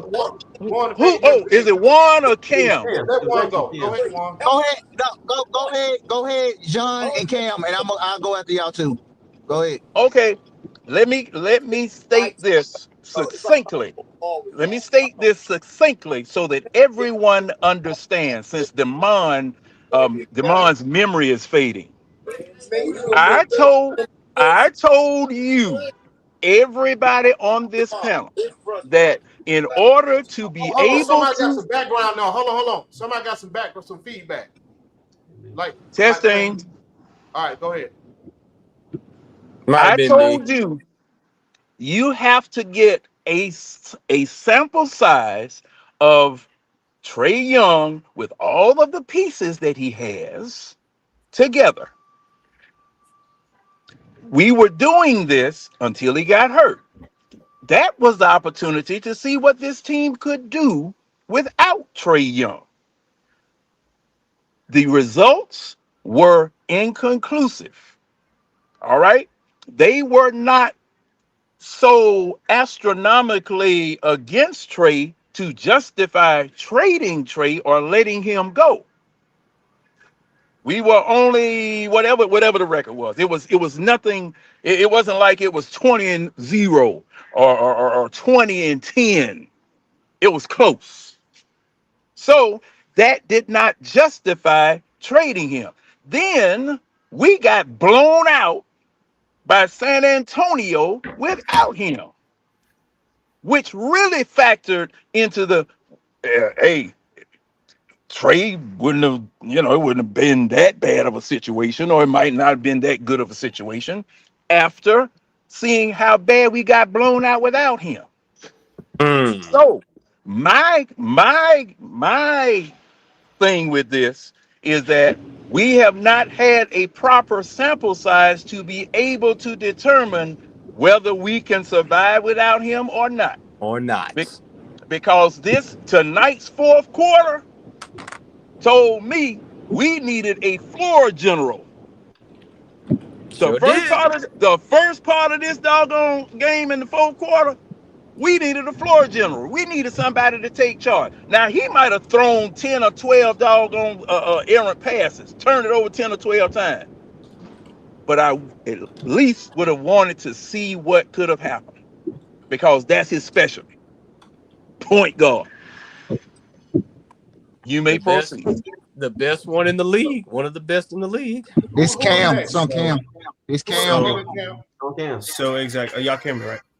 Yeah. Okay. Yep. So I mean, as a good point to what John just said and a few others, exactly. It was unfortunate and upsetting that I saw a broadcast from Prime Video with I don't know how to feel about Udonis Haslem. I feel like he says stupid shit and then I'm sorry, I didn't mean to curse. He says stupid stuff sometimes, and then other times he says something that makes sense. I didn't understand, and I like how Taylor Rooks kind of, I don't know if y'all saw that video, but she tried to kind of set the flow and give context, and yet him and Blake Griffin were still kind of lost. And I'm just kind of like, I don't understand how, and that just shows you a lot of these people don't watch Hawks games, which is why it's a blessing and a curse of this issue with the whole Trey Young debacle, because it's making people laser focus on the Hawks, right? That they haven't done in years. But also you have people who just box score watch. And if you could check my TL, I'm calling all of them out. All of them. Anyway, so, the thing is that the conversation still stays the same. And I said this before, I said this weeks ago. I personally work in healthcare. You all do other, professional, whatever, that's fine. But the fact is, when you're dealing with statistics and you're making a judgment off of something, you need a good sample size. For example, I work in drug development for pharmaceutical companies. I'm not going to clinical trial 2 people and be like, all right, everybody take this drug if you have the flu, take this drug if you have allergies, and then all these other people start dying, then what? So you need to have a proper sample size before you make a drastic, which obviously moving on from him would be a drastic decision, because what are we signing up for?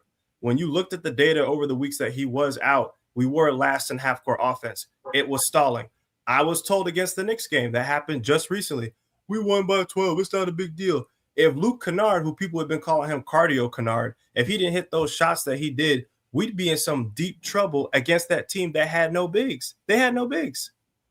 So, the thing is that, and again, I know people keep saying, well, we're tired of the trade conversation.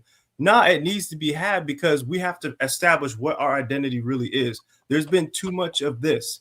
If we have an identity. If we have one, we used to have that buffoon Landry Fields, who I see time to time when I'm in Atlanta at Walmart, who's doing nothing now, say we had Hawks DNA or whatever that it was supposed to be.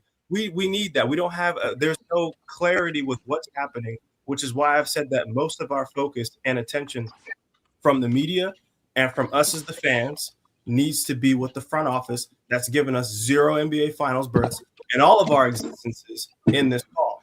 So my thing is this: we need to have a large enough sample size before we even talk about moving on from Trey, because I'm a Hawks fan first. I understand that. I'm not going to go back on that. I'm not just trying to defend Trey. I'm just trying to make sure we use logic, because we're losing that. We're looking at what's hype, what's going to click share, what's going to be reactive. Like, for example, look at the media tonight. You're not going to see the media say the Hawks gave up 134 points tonight. Why? Because number 11 didn't play. You're not going to see it. You're not going to. No, they got a narrative to push. I've seen the media talk about that. Exactly. I've seen the media talk about that.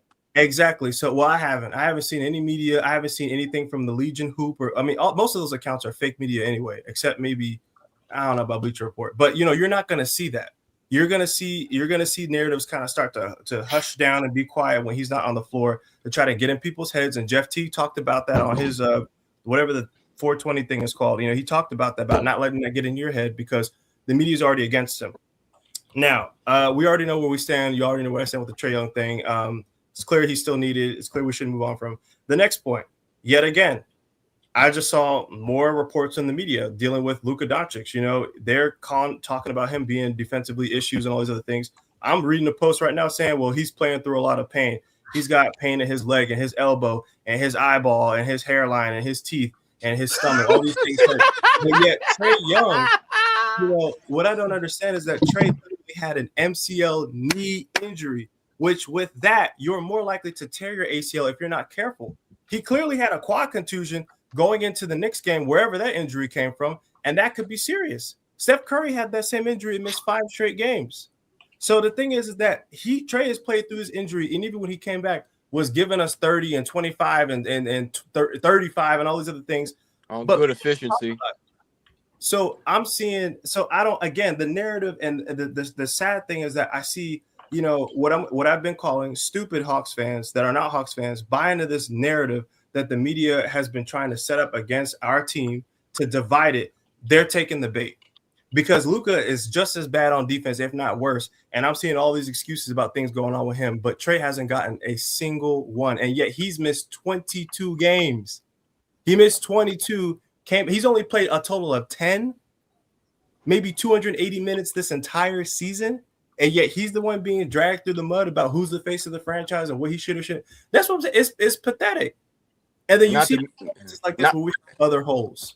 Not to mention that his own power forward is just as bad as Luka on defense, but no one likes to talk about that. Cam, you done? It was me. Cam, you finished? No, I'm done. I'm done. All right, go ahead, Juan. All right, man. I'm gonna take a different approach because I know Trey will take up most of the talking point on this show every single night, and I don't want to talk about Trey. He ain't playing right now. He's still the topic of everybody's mouth, and I just want to move on from talking about him right now. Talk about the collective club that we have right now. If he plays on Monday, then we can reinsert him back in the conversation. I want to talk about the coaching and talk about men. Being a leader of men. When people say Quinn is not the problem, I absolutely disagree with what you're saying. Me being, and I'm just using myself as an example, you can say whatever you want to do. Me being a leader of men, as being a supervisor, I know that if I tell my men to follow me and jump off a cliff, they're going to do it because why? I lead them, I set them up for success. I'm with them in tough times. I'm with them in the good times. They know that I'm someone they can count on. I don't feel this team feels that Quinn is someone they can count on at all times. There's been a lot of times where this team gets beat up by other teams. The refs will sit there and look at it, no call, and Quinn never takes a technical for this team. I have seen so many other coaches and other NBA games that will go down and scream and get technicals for their players whenever their players are getting beat up. It's egregious to watch how the Hawks get beat up every single night on blatant fouls that happen, but when it goes to the other team, they sit there and give them free throws. What's his name? Jalen Brunson last night flopped his way into an almost call on Okongwu, and they had to go and check on it. When have we ever got something like that? You know what I mean? The constant beating of us in the lane every single night. We should be shooting more free throws than we are right now, man, because we are constantly in the paint as well. But we do not get that blessing as it is with with other teams. That's number one. Number two, yes, Zach had a really bad night tonight. He shot poorly from the field. However, he did help with the rebounding, so we asked him to play rebounding and also guard. Brandon Ingram is a tough guard. I liken Zach to Brandon Ingram because his body type, body size, and they both have like eerily similar games if it transferred to a certain extent. Zach right now is help guarding 1 through 5, but nobody ain't gonna talk about it because it's not sexy and it's not producing points. He is experimenting guarding from 1 through 5 right now. If you watch the Hawks play right now, nobody else is doing it on the Hawks team right now. I really hate how he just has to sit in the corner all the time, but I'm not the coach, and hopefully we go out of it. The third thing I want to talk about is stats and Jalen. All right. Everybody say they want to hear about stats about other people. I don't want to hear about stats about Jalen. You know why? Because Jalen defense is disgusting right now. It's absolutely disgusting. It's absolutely disgusting. I watched the man look at what's his name, Mugelli or whatever his name is, come by and hit a reverse layup right on him, and Jalen didn't even contest the shot, man. He will sit there and let people blow right by him to the rim because he don't want to pick up a foul or he don't want to contest nobody when you got 6 fouls. John just said it, man. You can absolutely smack somebody and make them go to the free throw line without giving up free baskets, man. It's no guarantee they're going to make both of the free throw shots when they go to the free throw line. So why are you not fouling? You know what I mean? So there's that. And then, yeah, man, we just got to get a win on Monday. I would say this too. There was another moment too where RJ Barrett had a wide open 3-1 and Jalen was his man and Jalen just stared at him. After he just looks at him. It's nasty work. It's nasty work. This is my thing. You guys want to talk about the 6'1" point guard who we already know has limits defensively, but the guy who's paid to do everything, Jay, you guys are like, well, it's bad, but hey, he's giving us a triple-double though. Like, what kind of unfair comparison is that? Hey, Ryan, you said anything yet? You saying something? Oh, Jay doing something else. Who hey, Ryan. Ryan ain't said nothing. Oh, Ryan. Yeah, what's up, Ryan? What you got, man? What's up, gentlemen? What's up? I'm going to go out to Ryan. Oh, man. What you drinking tonight, Ryan? Well, come on, John. Let's keep going. No, he's good. He's good. I'm not drinking anything. I've been trying to stay off the alcohol. But I'm going to tell you guys this. This is a stat that I don't think any of us have talked about, I just hopped in. But for the first 3 quarters of this game, we had 8 turnovers. 8 for 3 quarters. The fourth quarter alone, we had 8. Have mercy. 8 in the fourth quarter alone. We went, according to Brad Rowland, we went scoreless for 5 minutes in the fourth quarter. The first 5 minutes. That's where we lost the game. We went from being down 3 to being down 12-13 with 3.5 minutes to go, and I think that's when DeMond decided to start the post game. I don't blame him. Jeez, Lord have mercy. That was disgusting. Yeah, I stopped watching at that point too. So I think this one was more on the players, just the plays that they were running and the actions and the drives that they were in. They couldn't hold on to anything to save their life. Nickeil Alexander-Walker, I think, accounted for like 3 of the 8 turnovers in the fourth quarter just because he was driving to the basket, trying to get the outlet pass to an open 3.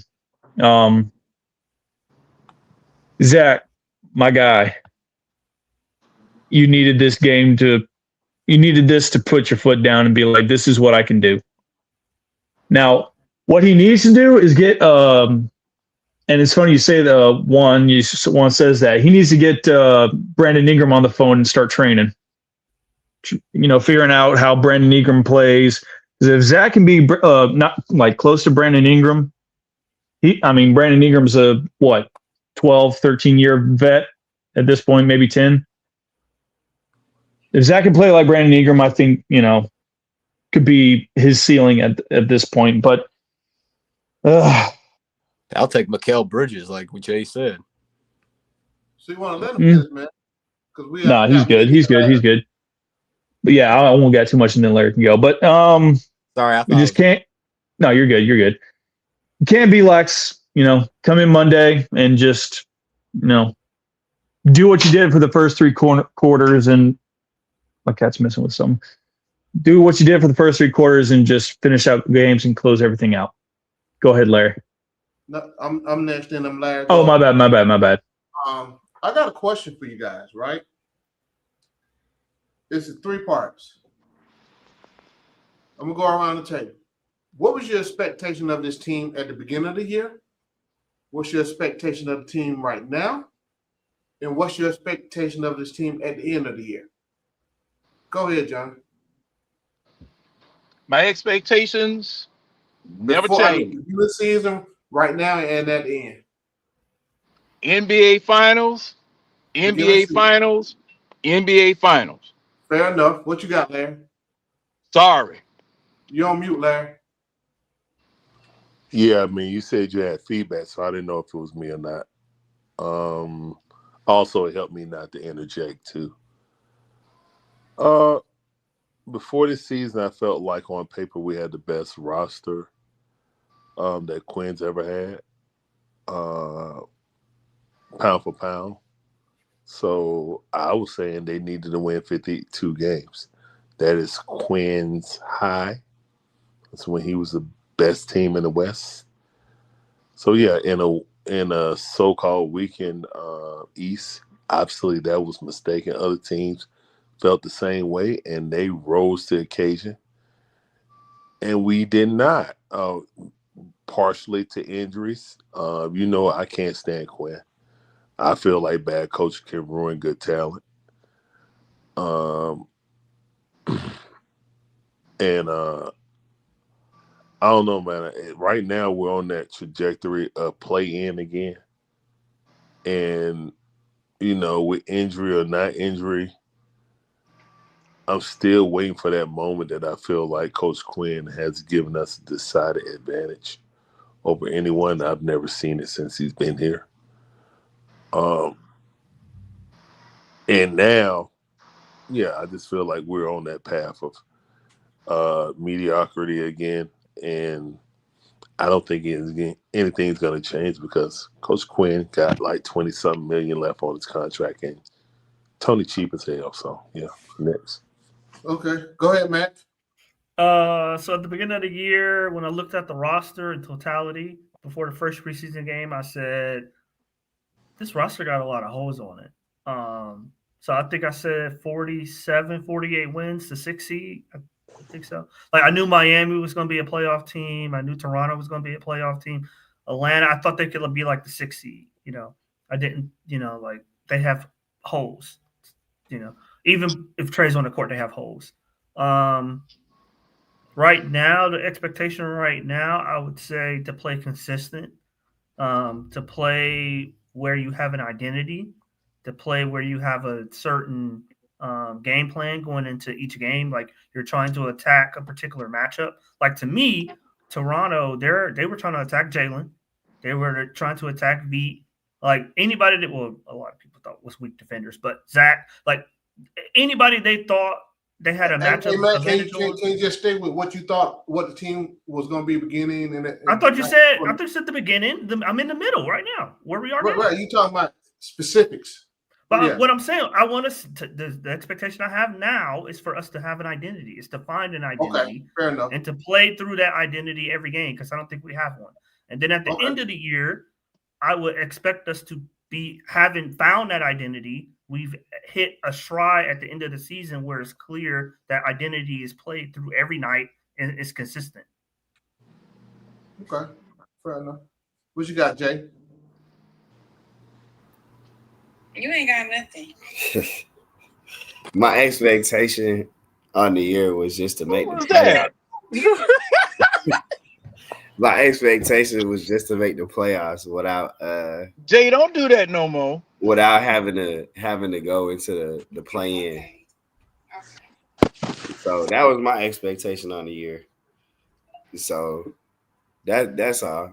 I mean, I ain't really have no win expectation, 40, 50 wins. If we was gonna finish top 4 hours, figured we was gonna finish fourth. But nothing beyond that. Okay. What you got, C1? I said that if we're fully healthy and everybody's on the right court, I think that we could be a dark horse to get to the Eastern Conference Finals. I thought we could be a top 4 seed. I still believe that, even though we're almost halfway. I still believe, and now that, the problem is it's just been injuries and, players not regressing. I don't think anybody thought that Dyson was going to be shooting 13% from 3. I don't think anybody thought that Zach was going to have a minutes restriction still in his second year as the number 1 overall pick.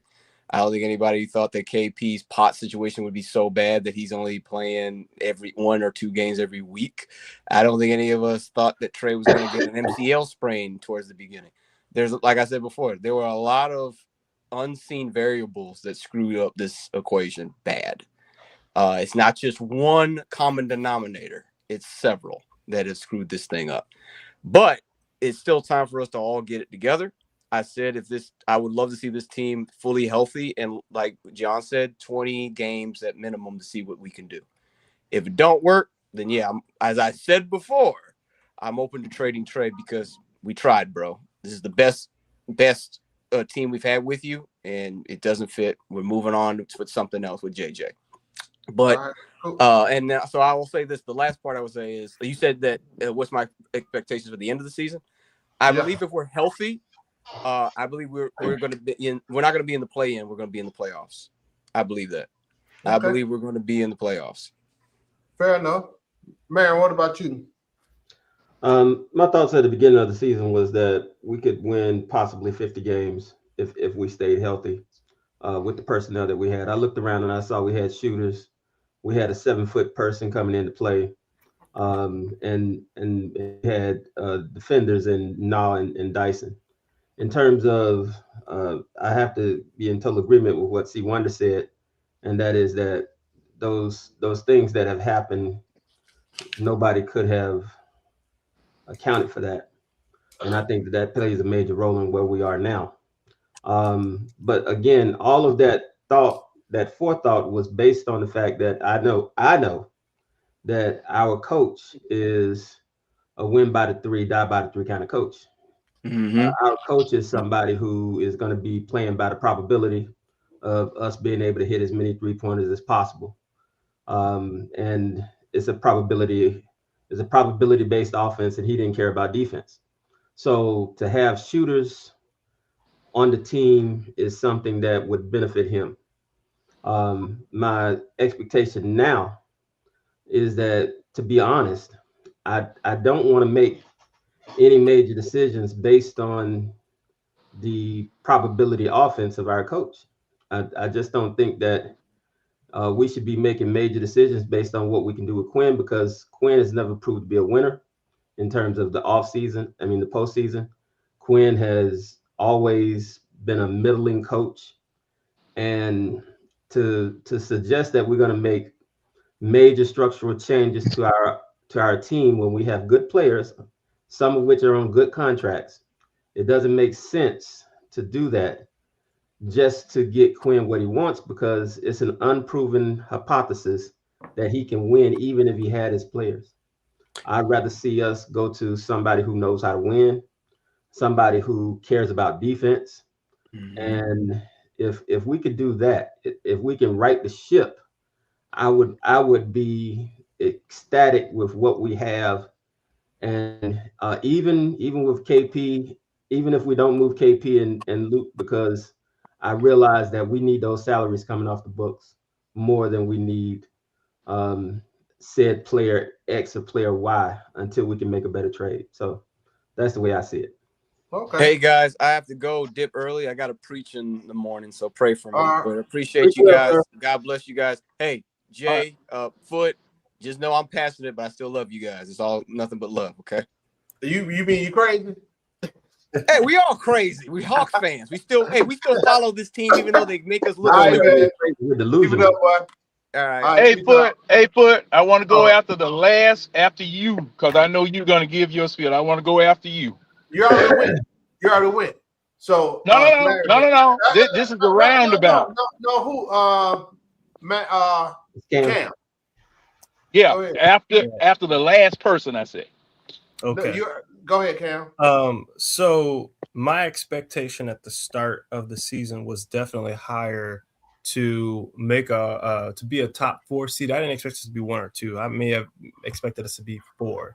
What I predicted was Detroit first, Cleveland second, New York third, us fourth. That's how I expected it to go in that order.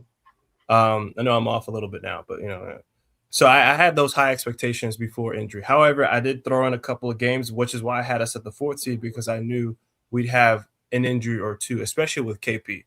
We knew with him coming into the season about his limitations, so it didn't really surprise me. So now at the midpoint, we're almost there. We're not quite at the middle of the season yet. it's been underwhelming, and a lot of that comes down to not only Trey being injured, but player execution. The issue is execution. I've said this earlier today. I am not a Quinn Snyder fan. I'm not. I don't like Quinn Snyder. There's not much I can say about him. I wasn't excited when we signed him. Nothing moved me from his Utah days. It actually made me even more nervous, especially when he, collapsed that 3-1 lead in the playoffs. So, the thing is that I just don't, I wasn't a fan of it. He was the best on the market at the time.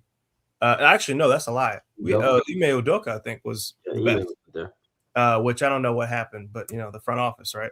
So, at the midpoint, just judging based off of him, I expected maybe to be a slight turnaround only because that this roster on paper was upgraded than seasons before. Obviously, without injury context, on paper, I still think that they are better than what's been done previously. And if we can get them healthy to play together, to get some type of run together to finish out towards the end of the season, I have a better look on it. But at the same time, we're not going to change coaches. I don't think they're going to move on from Quinn this season. Obviously Trey Young's health remains to be a question. Kristaps' health remains to be a question because in a 7-game series against any team, I mean, we're not winning the series. It's just not going to happen. I mean, we're 0-3 against the Pistons. We're 0-3 against Toronto. We're 0-3 against Chicago. These are going to be playoff teams in our conference. Teams or something. We're going to see them if we do go on to the postseason. So that kind of lets me down about how the end of the season looks because what do we do at that position? That's the most pivotal, important position is what happens in the paint at the center. Okay. Cool. Appreciate it. Ryan, you next, and then I'm gonna go. All right. Before season, I had us at least a top 5 seed. As of right now,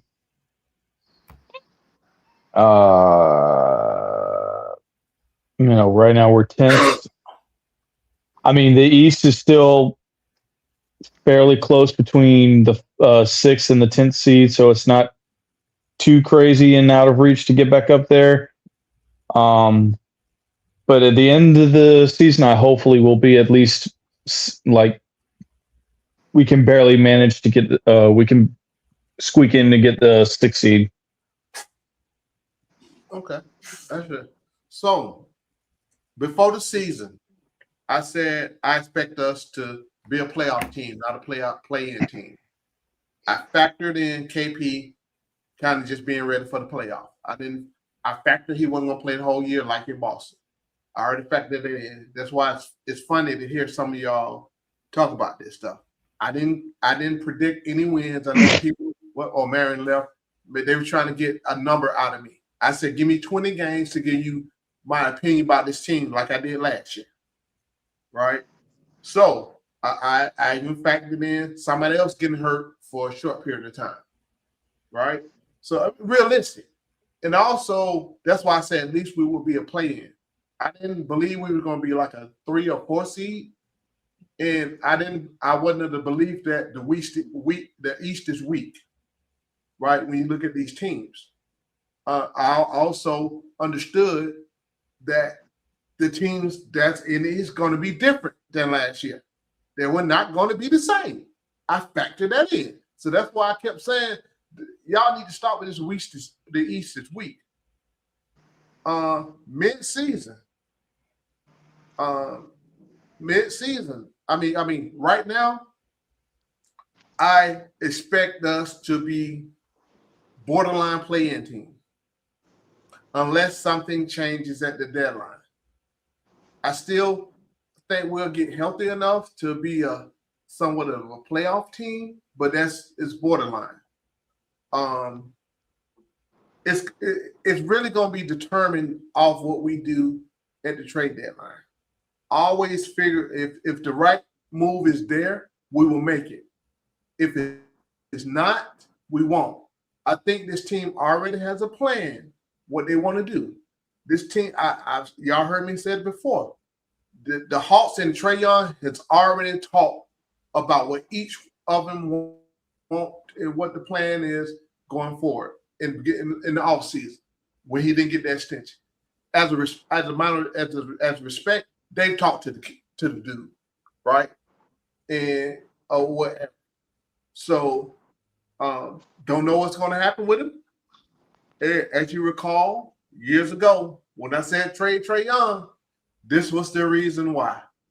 Because I could see where the NBA was going, and I could see what teams were doing, right? Getting bigger, getting more defense. Because if you take that, if you look at the last year's final,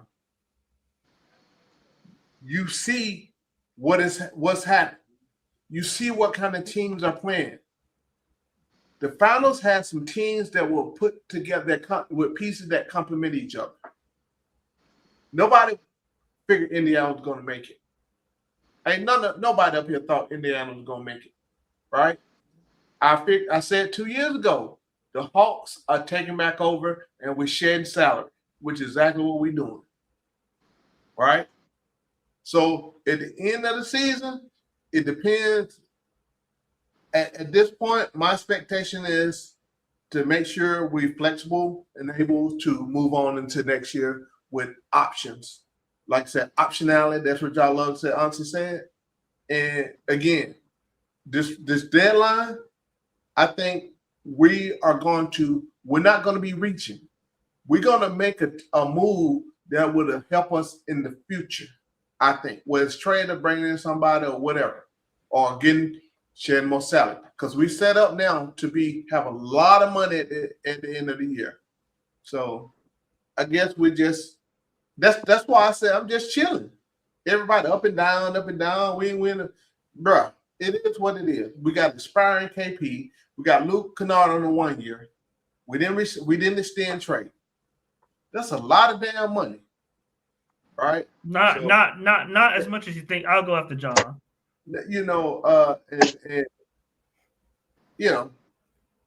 We got more flexibility than we had in a long ass time. Go ahead, John. Look like I was the only one that followed your instructions, Foot. I know. I just let them talk. You follow my instruction. What flavor cookie am I gonna get? Go ahead, John. What flavor cookie am I gonna get now? White macadamia nut. Ooh. Go ahead, John. I'll take a snickerdoodle before. At any rate, that's my favorite cookie, Ryan. That's all you got, Ryan. Hey, come on, I beg John. you can't be Come on. Let's get it. Okay. Oh, you want me to start hollering? Now, let me tell you. I'm gonna start like Kool-Aid. Now, let me tell y'all something. Me, I'm old school. That shouldn't come to any surprise. But I know from observing the NBA, nobody knows if they're going to go to the finals. Nobody knows whether they're going to win or not. No matter how you construct the team. Oklahoma City didn't know because they were supposed to have gone 2 years ago. Indiana, they had no idea, but they popped up in there because of some injuries in the Eastern Conference. People could trace it back to that. The reason why I say NBA Finals is my expectation every freaking year is because I'm paying these folk too much of a damn money for me to settle for anything else and not be satisfied. I do not believe in this progressive march toward it because I have seen teams like the 60-win Hawks, like the Trey Young Hawks in 2021, get to the Eastern Conference Finals where there was no inkling of them ever going. There have been many teams like that. The Chicago Bulls with Michael Jordan, they didn't know they were going to go. So, I could even say LA and Boston, but they were more shoe-ins to go because of what they had built. Okay? So, roster construction, people, you guys asked me a question, who would I get to be along with KP? It is not my job to suggest players that teams are supposed to get. That's what you have a front office for. That's what you have scouts for. That's what you have a GM for, or president of basketball operations. Excuse me. They racing out here. That's what you have those people for. The only thing I can do is see what it is that I think that they need, and I'm going to speak on it. I'm going to say this is what you need versus a 6'1" backup point guard. If you're going to get anything, why waste the freaking money? Why waste the money going and getting something like that when that is what you don't immediately need? And you saw it tonight. You saw it tonight in living color what it is that you need. And it wasn't no damn 6'1" backup point guard. Okay? So that's why I say what I say. That's why I said NBA Finals at the beginning, NBA Finals in the middle, NBA Finals at the end. That's fair enough. That's fair enough. Your championship franchises, your franchises that have been around a very long time, that have rings, that have titles, that have banners, they hold their team accountable every damn game. They do not settle for losing games. They do not settle for what you saw tonight in the fourth quarter, in the beginning of the fourth quarter. They do not settle for that. They roast their teams for underperforming. They roast their teams for the front office not doing their job. And we've got to get like that. The Atlanta Hawks fans have got to get like that. You know, it was a time where there was pride All and the honor. Atlanta Hawks fans want to do is argue Trey Young, bro, all damn day. They don't argue nothing about no damn win.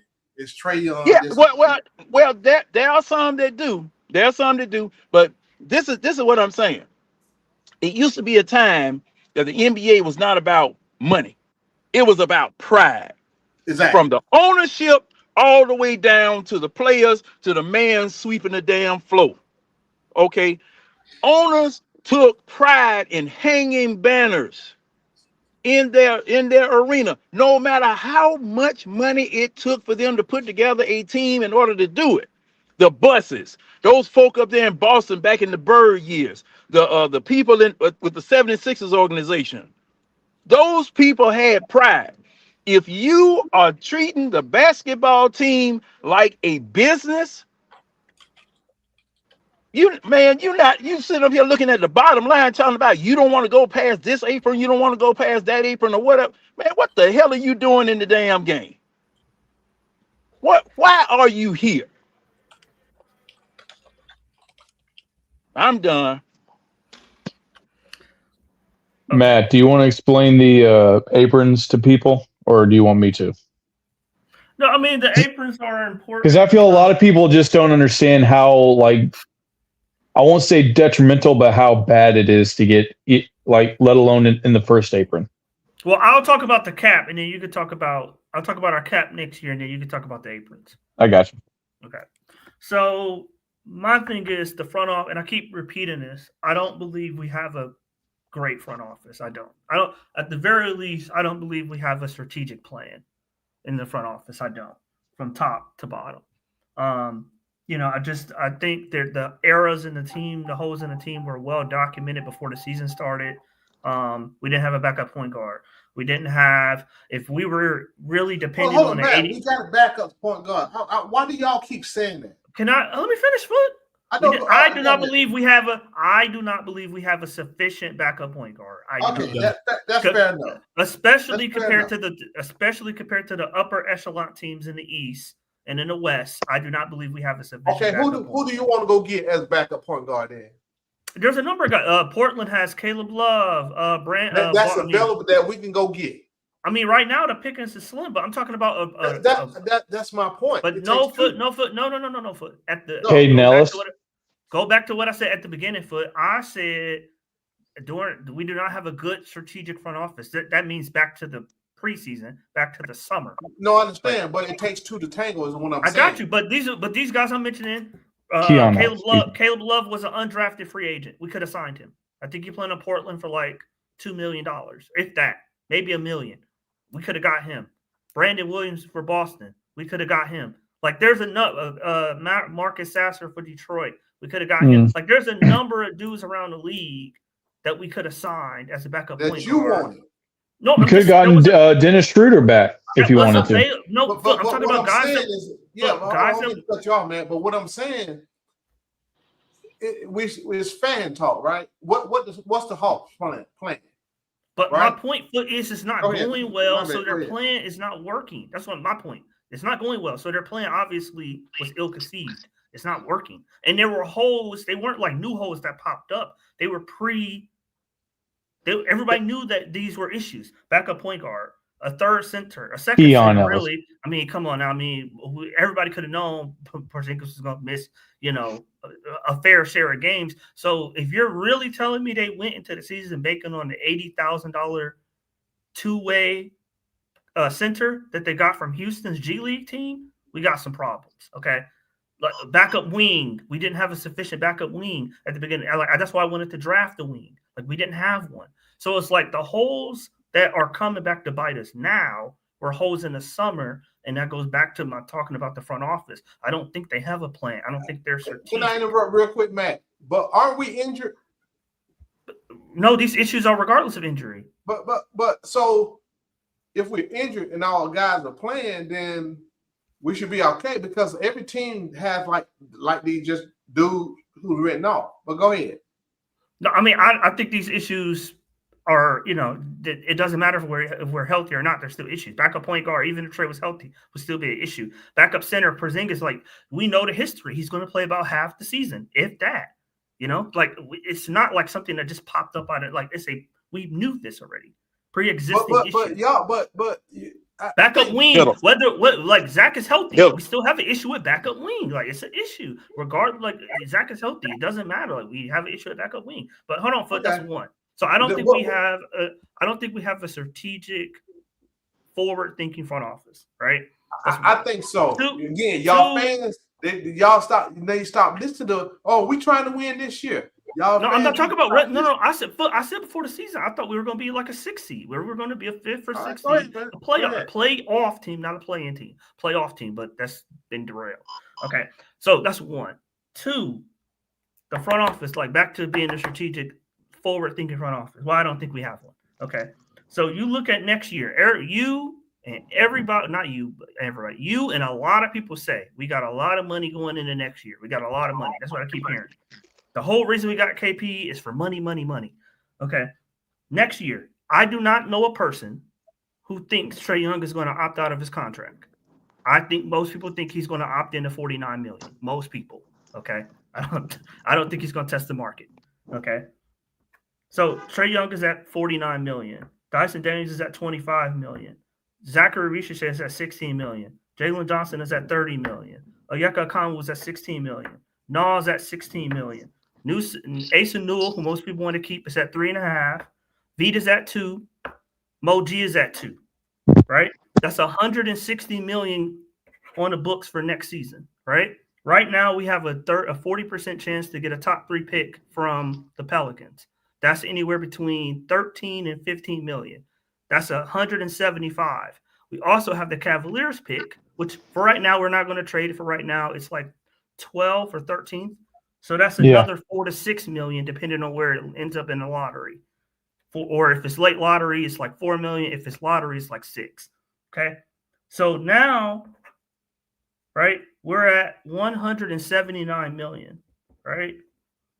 The luxury tax line is 202.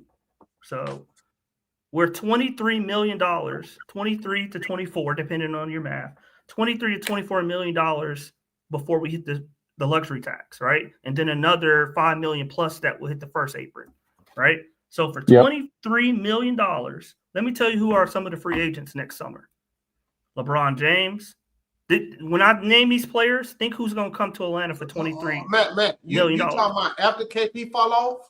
After KP fall off and Luke fall off. Yeah. You taking Trey's extension into account. That what you're doing? I just said. But I said at the beginning, I do not think he's going to opt out. I'm just trying to make sure. I do not think Trey Young. I do not think Trey Young is going to test the free agency market after the season. I think he's going to opt into his contract and pick up this $49 million player option. I don't think he's going to test that and go into free agency. I don't personally. Okay. With only 3 teams with cap space, I don't think he's going to go into free agency. I think he's going to pick up the option, and we're going to do this dance again. So, like I said, Trey Young 49, Dyson's 25, Zach 16, Jalen 30, 16, Nas 16, Asa 3.5, Veet 2, Mo 2. We at 160. The Pelicans pick for right now, it's a 40% chance to fall into the top 3. That's 13 to 15 million. Now you're at 175, right? The Pels pick right now is 13. It could be as low as 17th, but right now it's 13. Okay. Now you're at 6 million, right? So you're at 181. The luxury tax line is 202. Right. So now just math. Without much, we don't have a backup center with that team. We don't have a backup point guard with that team. We don't have a backup wing with that team. Onyeka's still the starting center with that team, right? Dyson Daniels is still we got Naw, but Dyson Daniels is still the shooting guard with that team. And we have anywhere between $19 and $26 million in cap space. 19 to 26 million. Think about who's coming to the Hawks. 19 to 26 million. Let me tell you these free agents. LeBron James, Trey Young, of course.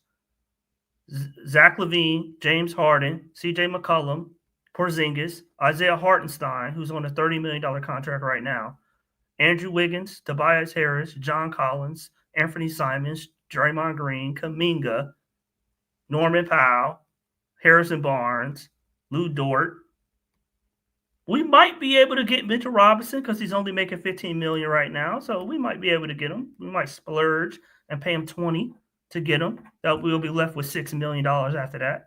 So I'm saying, like, the money that everybody clamors to say that we have, it's like we really don't have unless we like Trey Young. We trade Trey Young for expiring contracts. But you speculate.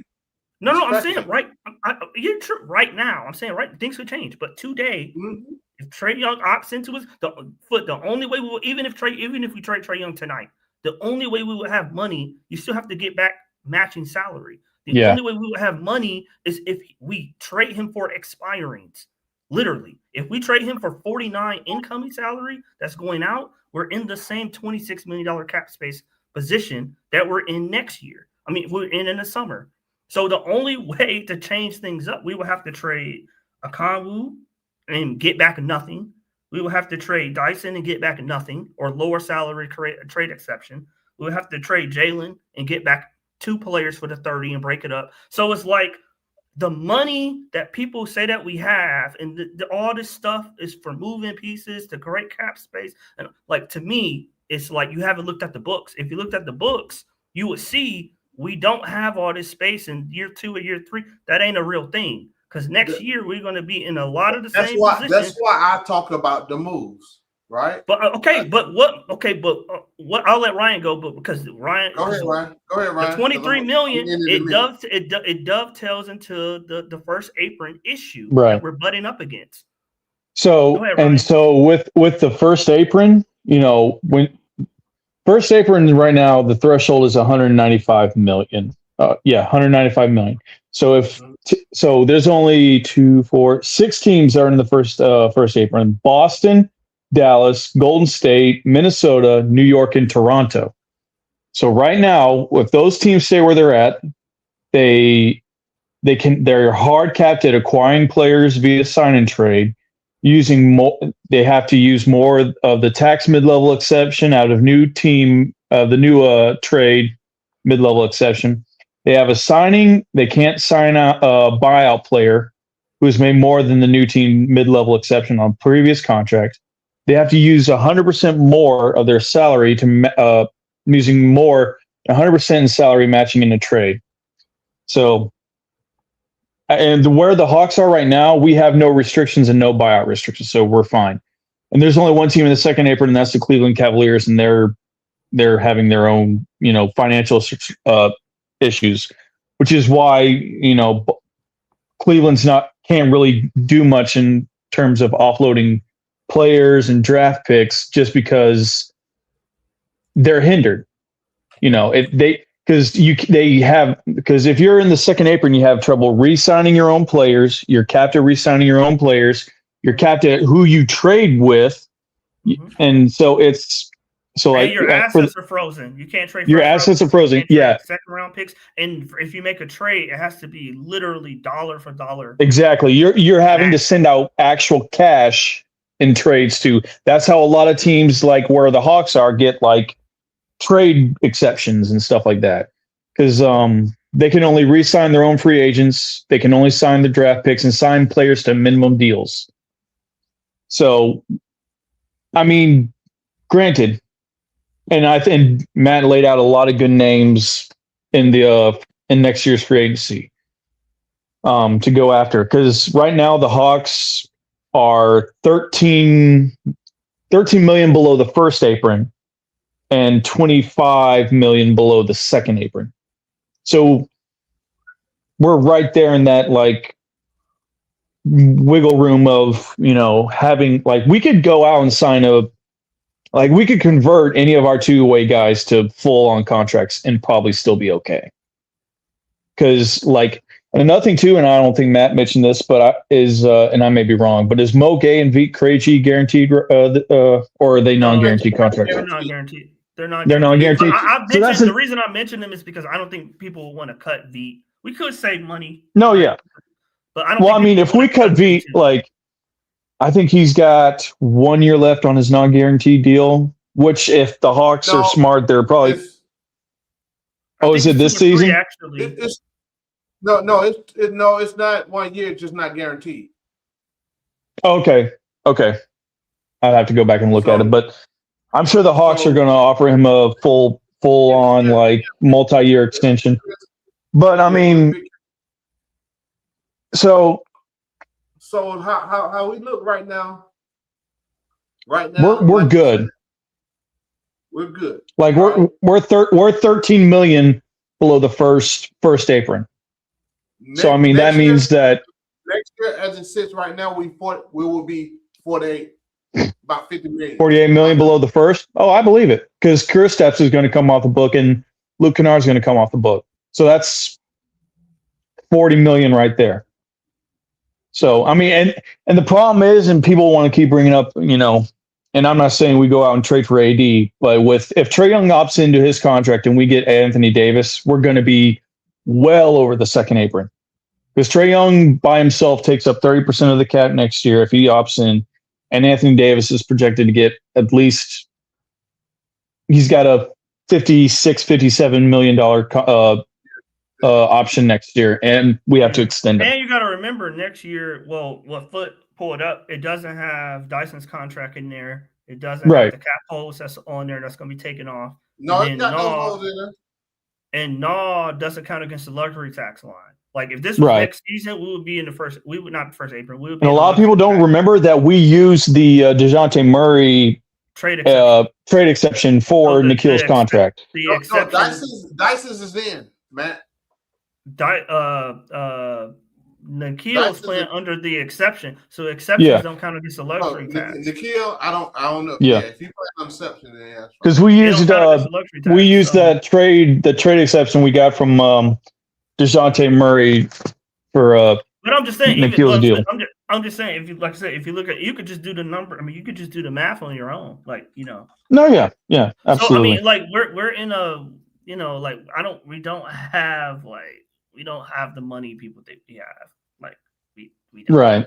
Unless we make major roster changes, which I'm open to making major roster changes, but I don't know if a lot of people are. Like the thing is with Onyeka, we're making some changes.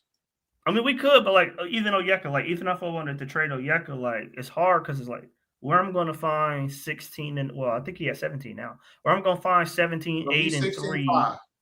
16. Okay, well, I'm going to find 16 and a half, 8 and 3, and that 2 or 3 on 15 million. That's hard to find. When the Onyeka got his contract for original for 16, which I called that you thought he was going to make 20 million. I mean, he said he took less, but whatever. He's 16 million, right? First thing I said, that's a tradable ass contract right there, right? It's an easy tradable contract. Now it looks great. It looks better.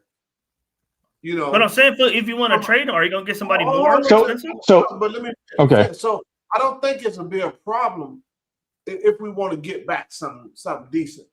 I don't think it'll be a problem. Are you getting back something decent for the same amount or more? Hey, okay. So let me tell you guys this. So like, then this is including if Trey Young opts in next year. We're going to be $48 million underneath the first apron and $61 million under the second apron next year, even with Trey Young opting in. That's with Dyson Daniels, $25 million. That's with Nick.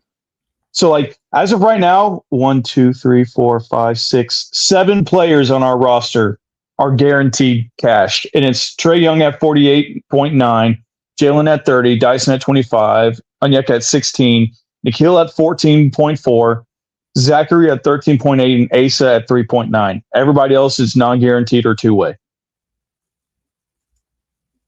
So, I mean, like we have cap holds of like Chris Stapps and Luke Kennard as of right now, but, those are probably going to, disappear at the...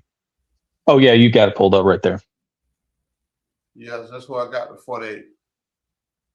But yeah, that's for 26. That's 27.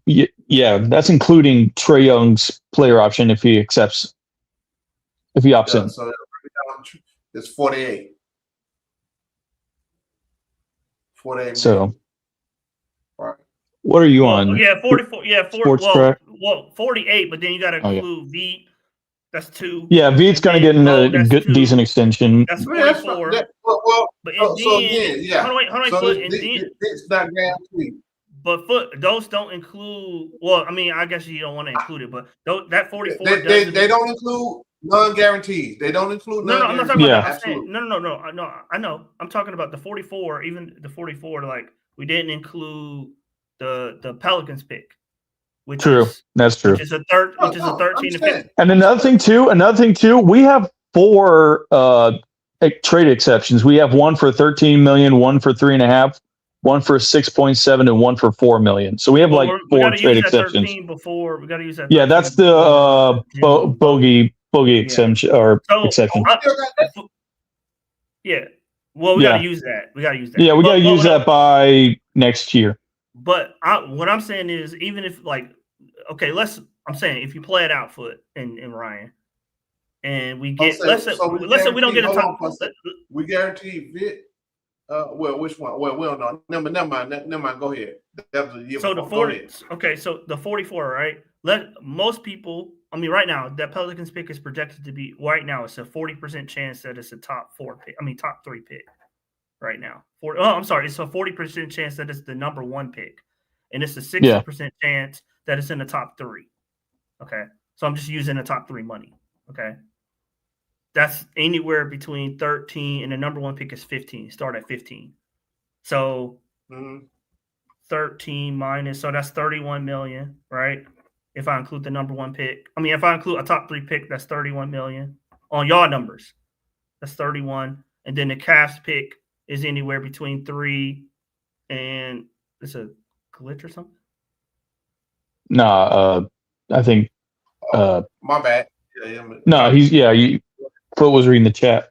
31, and then that Cavs pick right now is 3, right? So 28. So 28 million. I mean, that's not bad. 28 that's million, still not bad. That's 28 million. So of cap space available.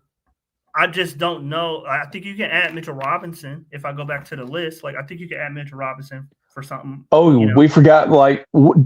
If the Hawks pick up on Zachary's team option. Oh, but that don't count. That's not relevant for next year. Okay. Yeah. I didn't know if they would want to extend him a year. It's always a year ahead. Because don't they do that? Don't they have the opportunity to extend him even before the 27? Not before next season. Okay. I thought they did that with a player or two a couple years ago. Next year has been exercised. 27, 28. They can extend him. Okay. So extend them at the end of next year. Gotcha. Like OKC did with J. We exercised. Gotcha. Okay. Next year was an option year to exercise for us, by the way. So we also got to take into account, a possible 15 or 20 million for Zach after 2026, 2027. Yeah, that's true. But I'm just talking about like going into next season, like Right. if we add the 2 players from the draft, that's 9 players, right? On the Right. roster, right? 9 players. Fully guaranteed. Fully 9 players fully guaranteed, and then we'll have Yeah. 28 million to fill 3 spots. Yeah. Which is, and then the 3 Which is good, yeah. Right. But I'm like, okay, so I'm like, what players can we get for 28? Well, we got to break that up by 3 players, right? So that's what, 9 million a player? I mean, and this is when I will probably lean on to Onsi, because he's good at, like, I won't say pinching players for like contracts and stuff, but he's good at like getting a solid, decent number. Like you say, like getting like John Collins. Like, shoot, I'd love John Collins as a combo 4 or 5 on this team. So you got to account for about 12 or 13 million for, like some of those, like Moji, Keaton Wise, some of those roster spots. I added Mo and V. I didn't add Keaton. Okay.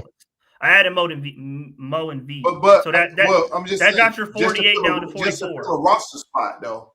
Well, unless we bring spot. back, Okay, so that's 11 then. So that's 11 then. Yeah. Right, 11 players. Hey guys, I think you gotta have 15. All right, but yeah. So I'm just saying. So in summation, I got Canvas down there. Yeah. In summation, the money that people say that we have, I'm just like, when you do the numbers, y'all, we got some money, but it's not. I mean, we got enough to get a good solid like piece. Yeah. I'm talking about when we make moves. I think we're gonna still make some moves. Oh, okay. That's what I'm counting on. I'm not counting on us just to stay where we at. I'm counting us to make some moves.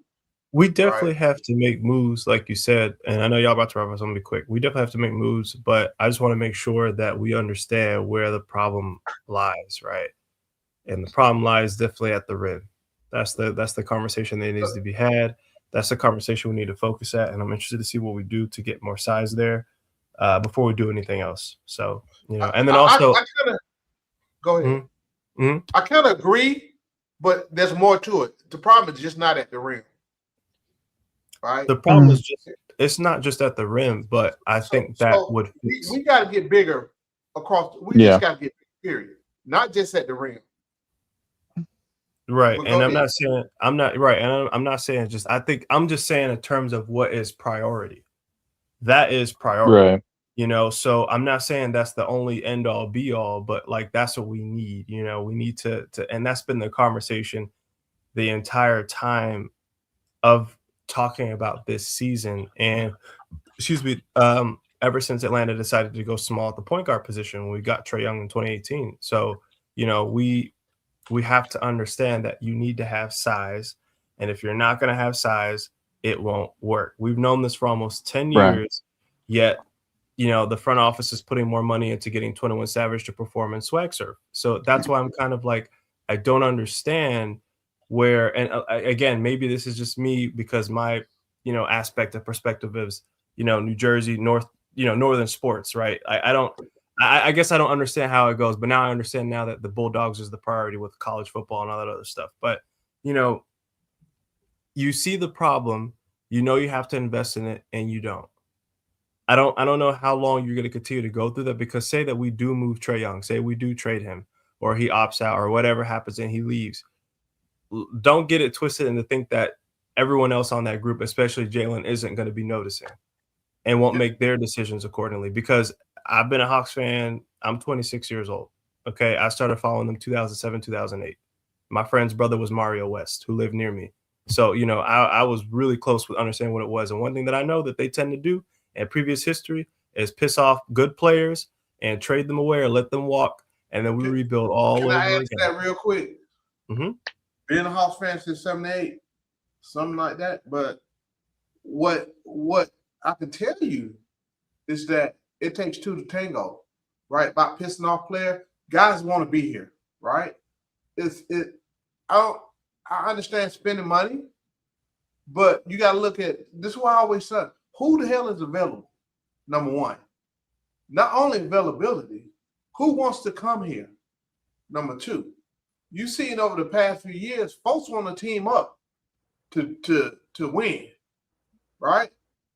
And you got to start somewhere. That's why for us, we got to be from within to get to some place where people want to come here. I've been saying that shit all year. That's why I wanted to just blow the shit up and build from within, right? A lot of people want this quick fix with these dudes, but these dudes got to want to come here too. It's not about just pissing off somebody. They have to want to be here. You know, and that's just the bottom line. People don't talk about it enough.